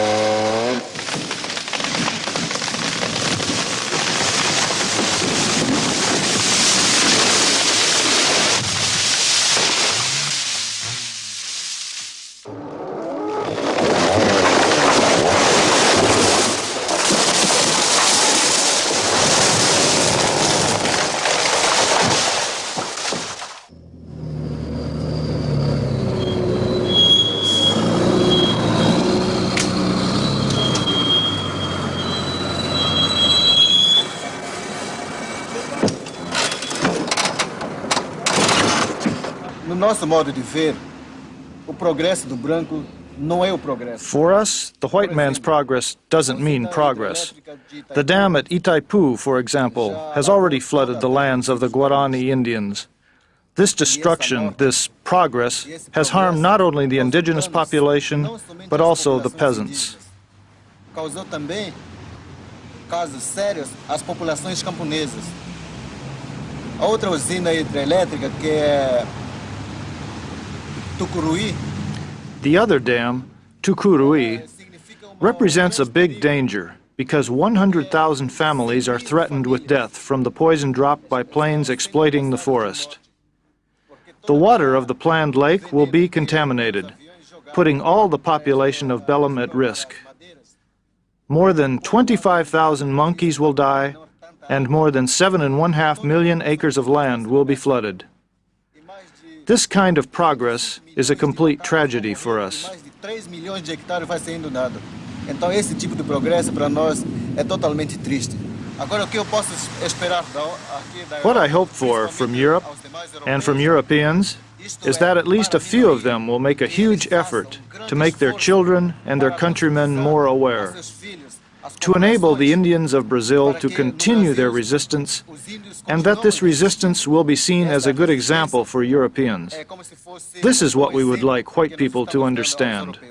Essa coisa que nós gostaríamos que os brancos entendessem.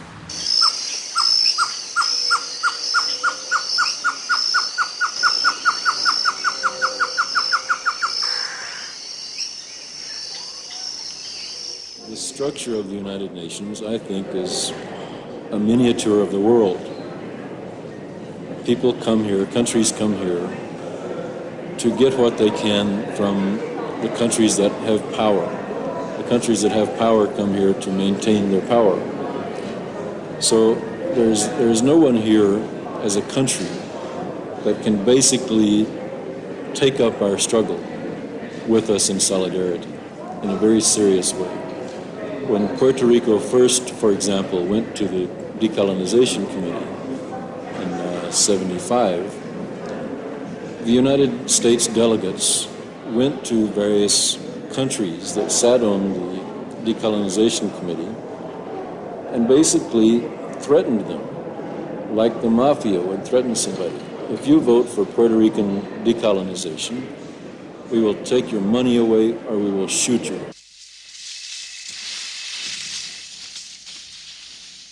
With the guerrillas in the mountains of Guatemala.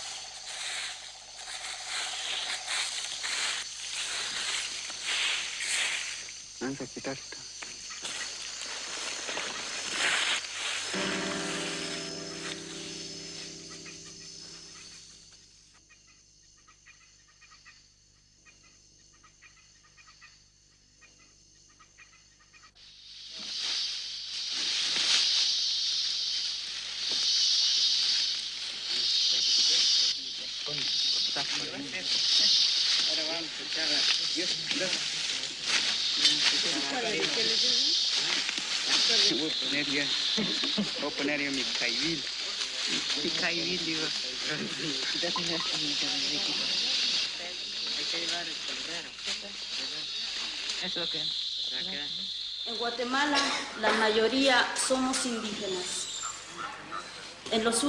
In Guatemala, indigenous people are in the majority. In the course of the last 4 years, we have seen many terrible things on our territory. Perhaps Madam Chairman is going to tell me that the subject of this meeting is the issue of land. We, the Indians of Guatemala, believe we can defend our lands, our culture, everything, as long as we are allowed to live. In Guatemala, the principal problem is one of life and death. En Guatemala, el problema principal es la vida. 2, 3, 4, 5, 6 skulls of our compañeros. Here are my brothers. That's where they were thrown.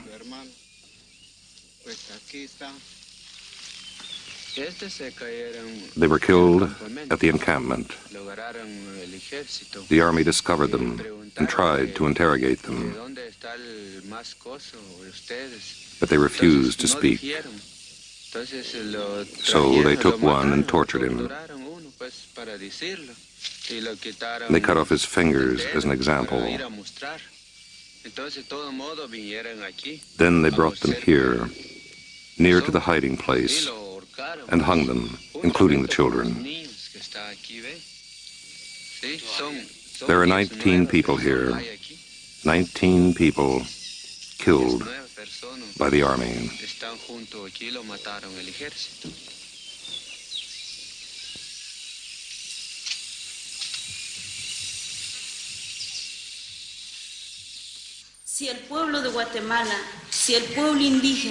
If the people of Guatemala, if the Indian people have got to leave their land, seek refuge, hide in different parts of the country, it is because life is impossible in their territory. As many indigenous brothers have explained in this room, As they have said, life for us is the land. Life for us is nature. Because we owe everything to her, we live through her.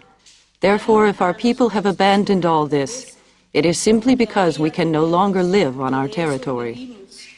Sin embargo, si nuestros pueblos han abandonado esto, es precisamente porque ya no se puede existir en esas tierras. We travel at night because our lives are in danger. We are being chased by soldiers. They kill us and destroy our corn. We have no food left to eat. How many children do you have? 2, and 2 others who were killed by the army.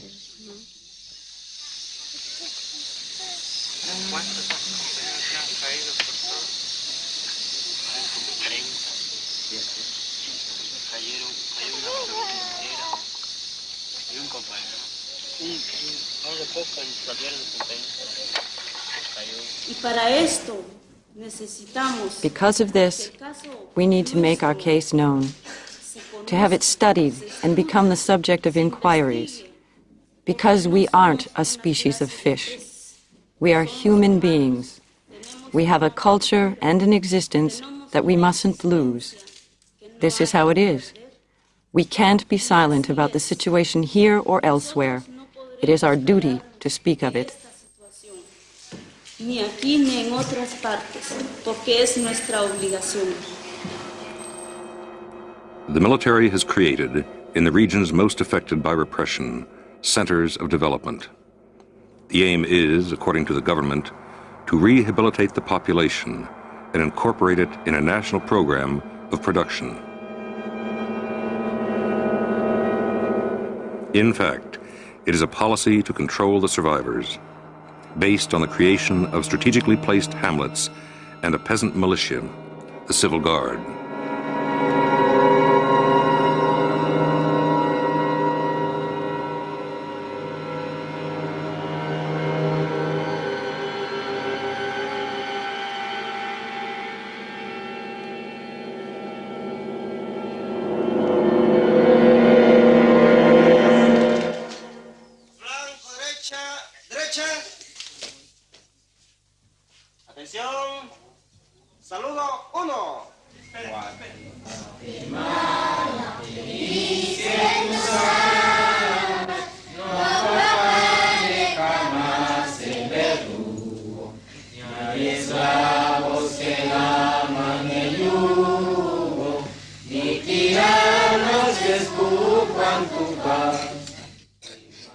¿Por qué masacra la población?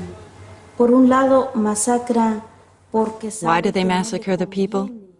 On one hand, they massacre them because they have an interest in not allowing the people to open their eyes, become organized and united, to combine their forces. And one of the reasons for the massacres is to crush and stifle popular movements. This is what the government calls action against guerrillas, against subversion. And I can tell you that the government claims shamelessly to be taking action against guerrillas. All the same, it knows full well that to speak of subversion in Guatemala is to speak of the humble peasants who try to obtain justice through being organized. To speak of subversion is to speak of the mother whose son is dead, of the child who has lost his parents and is an orphan in an all-out war. Therefore, it is only natural that they should take a stand and find an organization to defend them. Tiene que fijar una posición, tiene que buscar una organización que la defiende.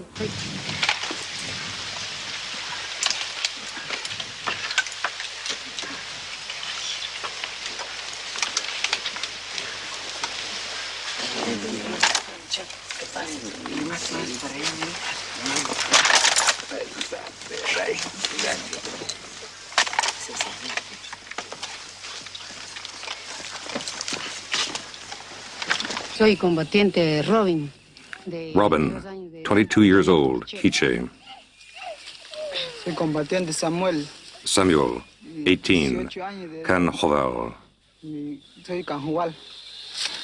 Yo soy combatiente Chepe. Chepe, 15, Chu.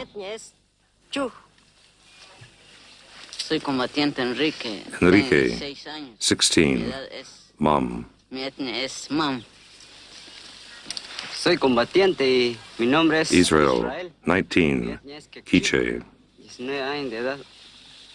Soy combatiente Vidal. Tengo 17 Vidal, años de edad. 17, Cacaltec. Soy combatiente Policario. Policario, 17, Cacchiquel.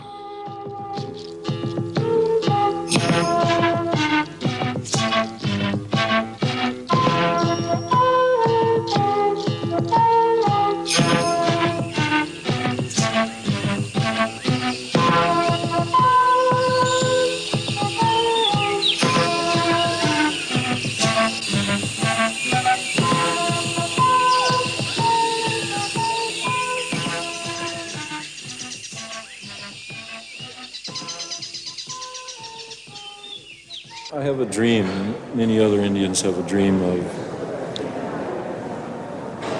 of making our sovereignty as Indian nations, primarily with each other, as we started out before we were colonized, of making a real organization of Indian nations, like the Organization of African States, that would work together economically.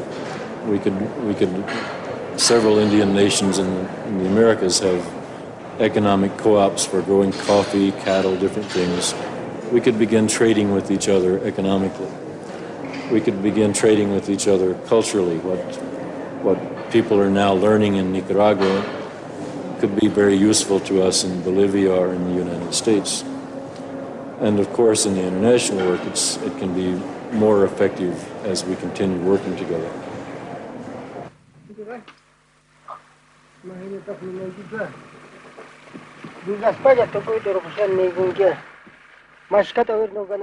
Everybody exploits us, including you who are filming me. And with this film, you're going to make money, and me, I won't have a cent. You're using me like everybody else. In other countries, people will pay to see the film. You must give me 50,000. If you show it in other countries, you will earn much more than that, while I will have nothing. Will you give me some money? Because I am also taking part in your film. Because of you, I am late for my work with my animals, and my dog has run away from fright. I don't receive any help from anyone. They've forgotten my people, and that includes the government, who could at least give us a pump for water. And me, I am suffering here, sad and in distress. How many Quechua Aymara there are in Bolivia? In Bolivia, more than 85% of the population. I prefer to speak of the Andes because Bolivia is ephemeral. So in the Andes, we are 22 million Quechua, from southern Colombia, through Ecuador, Peru, Bolivia, to northern Argentina and Chile. And I estimate that there are approximately 5 million Aymara. In several of these countries, you are the majority. In Ecuador, Peru, and Bolivia, we are in the majority. So what does it mean in these countries, the word decolonization for the Indians? For us, breaking with colonialism can only mean having an Indian government for the Indian people.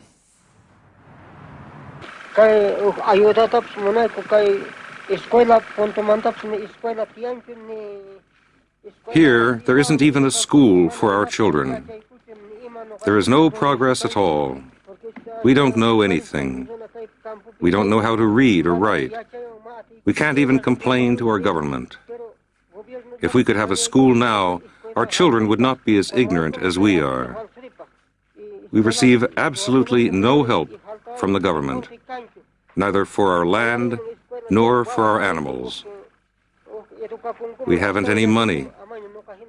Our land is poor, and we have nothing to sell at the market. I am helpless against the drought.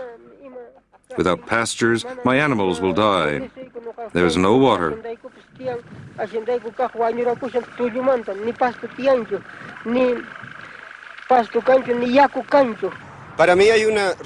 For me, there's a total fundamental relationship between liberation and culture. A people can only liberate itself if it builds its ideological implements from its own culture. Any other form of liberation is simply another form of colonialism.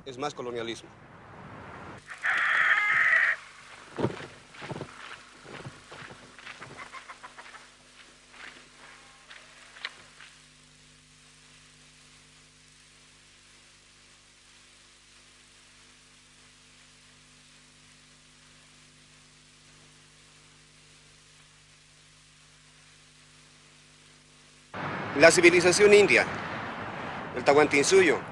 The Indian civilization, the Tawantinsuyo, is a reflection of the cosmic harmony on a human scale. We are a communal people. A plant shows us how to undertake politics because the cells of a plant are organized to fulfill different functions. They don't fight among themselves. Our body is a perfect political organization. Why? Because it is communal. Es una perfecta organización política. ¿Por qué? Porque es comunal.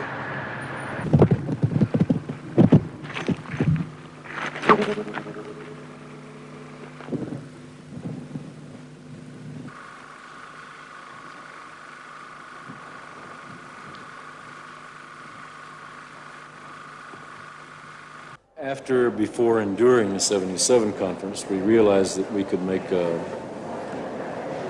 more formal relationship with other indigenous peoples that would be mutually beneficial and that could be systematic, that could go on no matter of who got killed in what country and on which day. And that has worked very well. We've been able to do some very effective work on behalf of the Mapuche Indians in Chile, for example. We've done some reasonably effective work on Indians in Brazil. Our delegate here in Geneva is a Mapuche Indian who started working with us a few years ago. And we're able to have a kind of mutual protection, and that also forces the UN to look at us a little more seriously, to look at the problem, especially in the Americas, in Hawaii, Australia, Oceania, more seriously.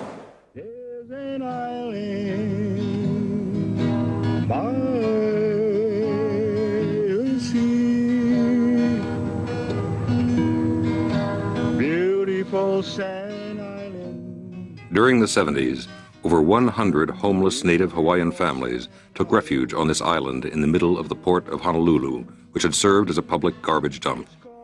They cleaned it up and resumed their traditional way of life closely linked to the ocean.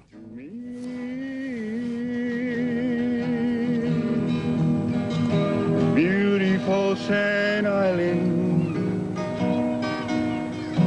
beautiful Sand Island, in the midst of all these garbage, Mother Nature made my home by the shores of Sand Island. If human rights are to mean anything other than rhetoric, and if they are to be applied to anyone other than those already enjoying them, they must first be experienced by indigenous people who are the prior inhabitants of the continents and islands of this world. Most basic among these rights are those of self-determination, that is, rights to live on and control our lands and to pass on our culture to future generations. As peoples rather than populations, we also have international rights as nations to take our place among the society of nations. Beautiful Sand Island. In the beginning of the 80s, 180 acres of the island were reclaimed by the state of Hawaii for industrial and recreational development. This meant the eviction, without any compensation, of the entire community.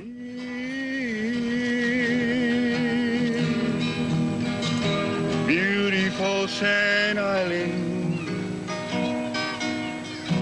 beautiful Sand Island.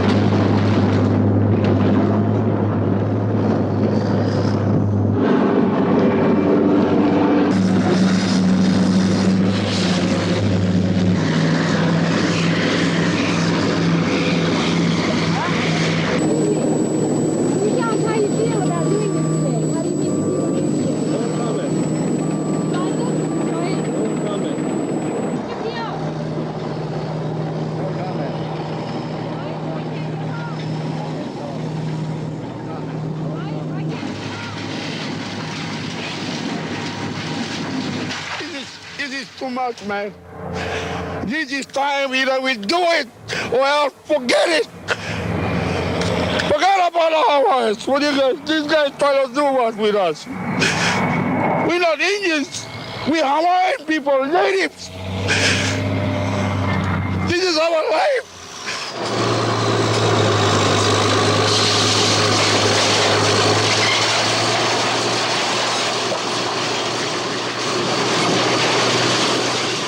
The response to this among our people recently, the last 10 years or so, has been to resist it, to resist tourism, to resist the American military. And the two forms of resistance are to occupy the land, which we have done regarding the American military's bombing of one of our islands, one of our sacred islands. And the other one is to do political organizing in the communities. And an extension of political organizing is to do networking throughout the Pacific. So our first international outreach is in the South Pacific to the Tahitians and their independence movement, because they want to be independent from France, to the Kanaks in New Caledonia because they want to be independent of France, to the Australian Aborigines, to the Micronesians who are negotiating with the United States to be independent. Our second international networking is here, is to come to someplace like Geneva or to go to the United States, to the mainland and link up with American Indians, because although we are culturally different, we're still indigenous people and we have the same colonizing power, which is America. June 3rd, 1985, on the beach of Waimanalo. You feed, Charlie, you feed any place. One touch, good, yeah, that's all. That they may understand, that they may become more patient and humble, that they may love the people who stand on their rights. Be with our people, O Lord, wherever they are in Hawaii or elsewhere, that somehow in their hearts they may know that they are Hawaiians and be proud that they are Hawaiians. So be with us, O Lord, as we stand firm on this aina. Makainoa kamakua, kikeiki, ameka uhani hemolele. The community decided to resist eviction from their ancestral homelands, now a public beach area.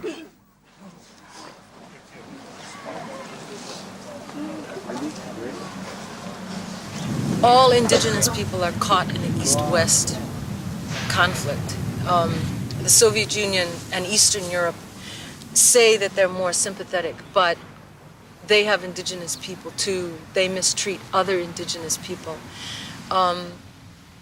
The West gives humanitarian aid, so-called, but they prevent all kinds of tribal, collective living arrangements by taking the land, by using the land. So both we understand as indigenous people that we are caught in this struggle. The spirit is on that check. Your families will be cursed.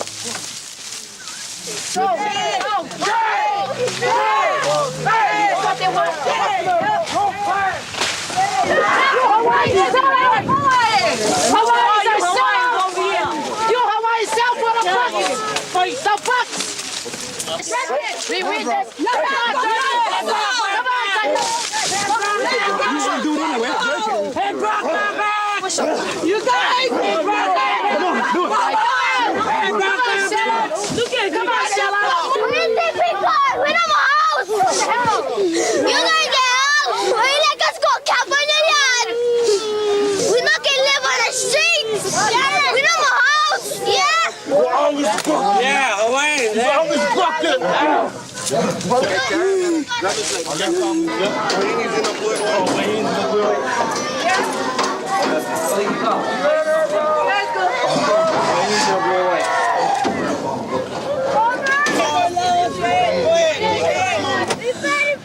We Hawaiians! This our land! This our way of life! Aloha, sister! Therefore, the rest of the world can benefit from what indigenous people do and say, and from our own culture. The rest of the world doesn't understand that, and we know that. They're used to consuming their environment, wasting their environment, polluting their environment. But all indigenous people that I've talked to here understand what Hawaiians call aloha aina, which means the love of the land. That's our cultural relationship to the land. It expresses our philosophical and economic relationship to the land. All indigenous people that I've met have that relationship. And so we have something to teach the rest of the world, which is that you can live in harmony with your relations, whether they are animals or plants or the waters of the world. And so we have something to give to the rest of the world. It's not just that we come here to complain. We come here to say to the rest of the world, what you are doing is insane. You will all blow yourselves up. You will end the beautiful cultures that the world has to offer. And we have an alternative way of living.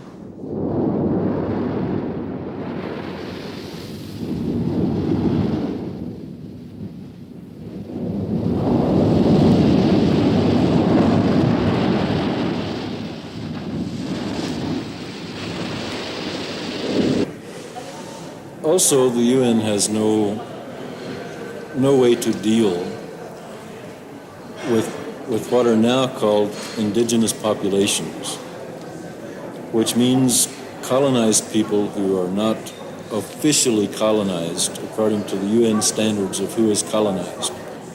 I would rather say colonized people than indigenous people. I think it's a nonsense phrase. It has a hint of primitive peoples. So I don't like the idea. But if you're not officially classified in the United Nations as colonized peoples, there is no way for you to come to the United Nations. There is no way for you to come to the World Court unless you are already recognized as a state by the United Nations or by the World Court. So we still have no way to enter the United Nations. It's necessary for us in the next 10-year period to change the United Nations. That's what we have to do.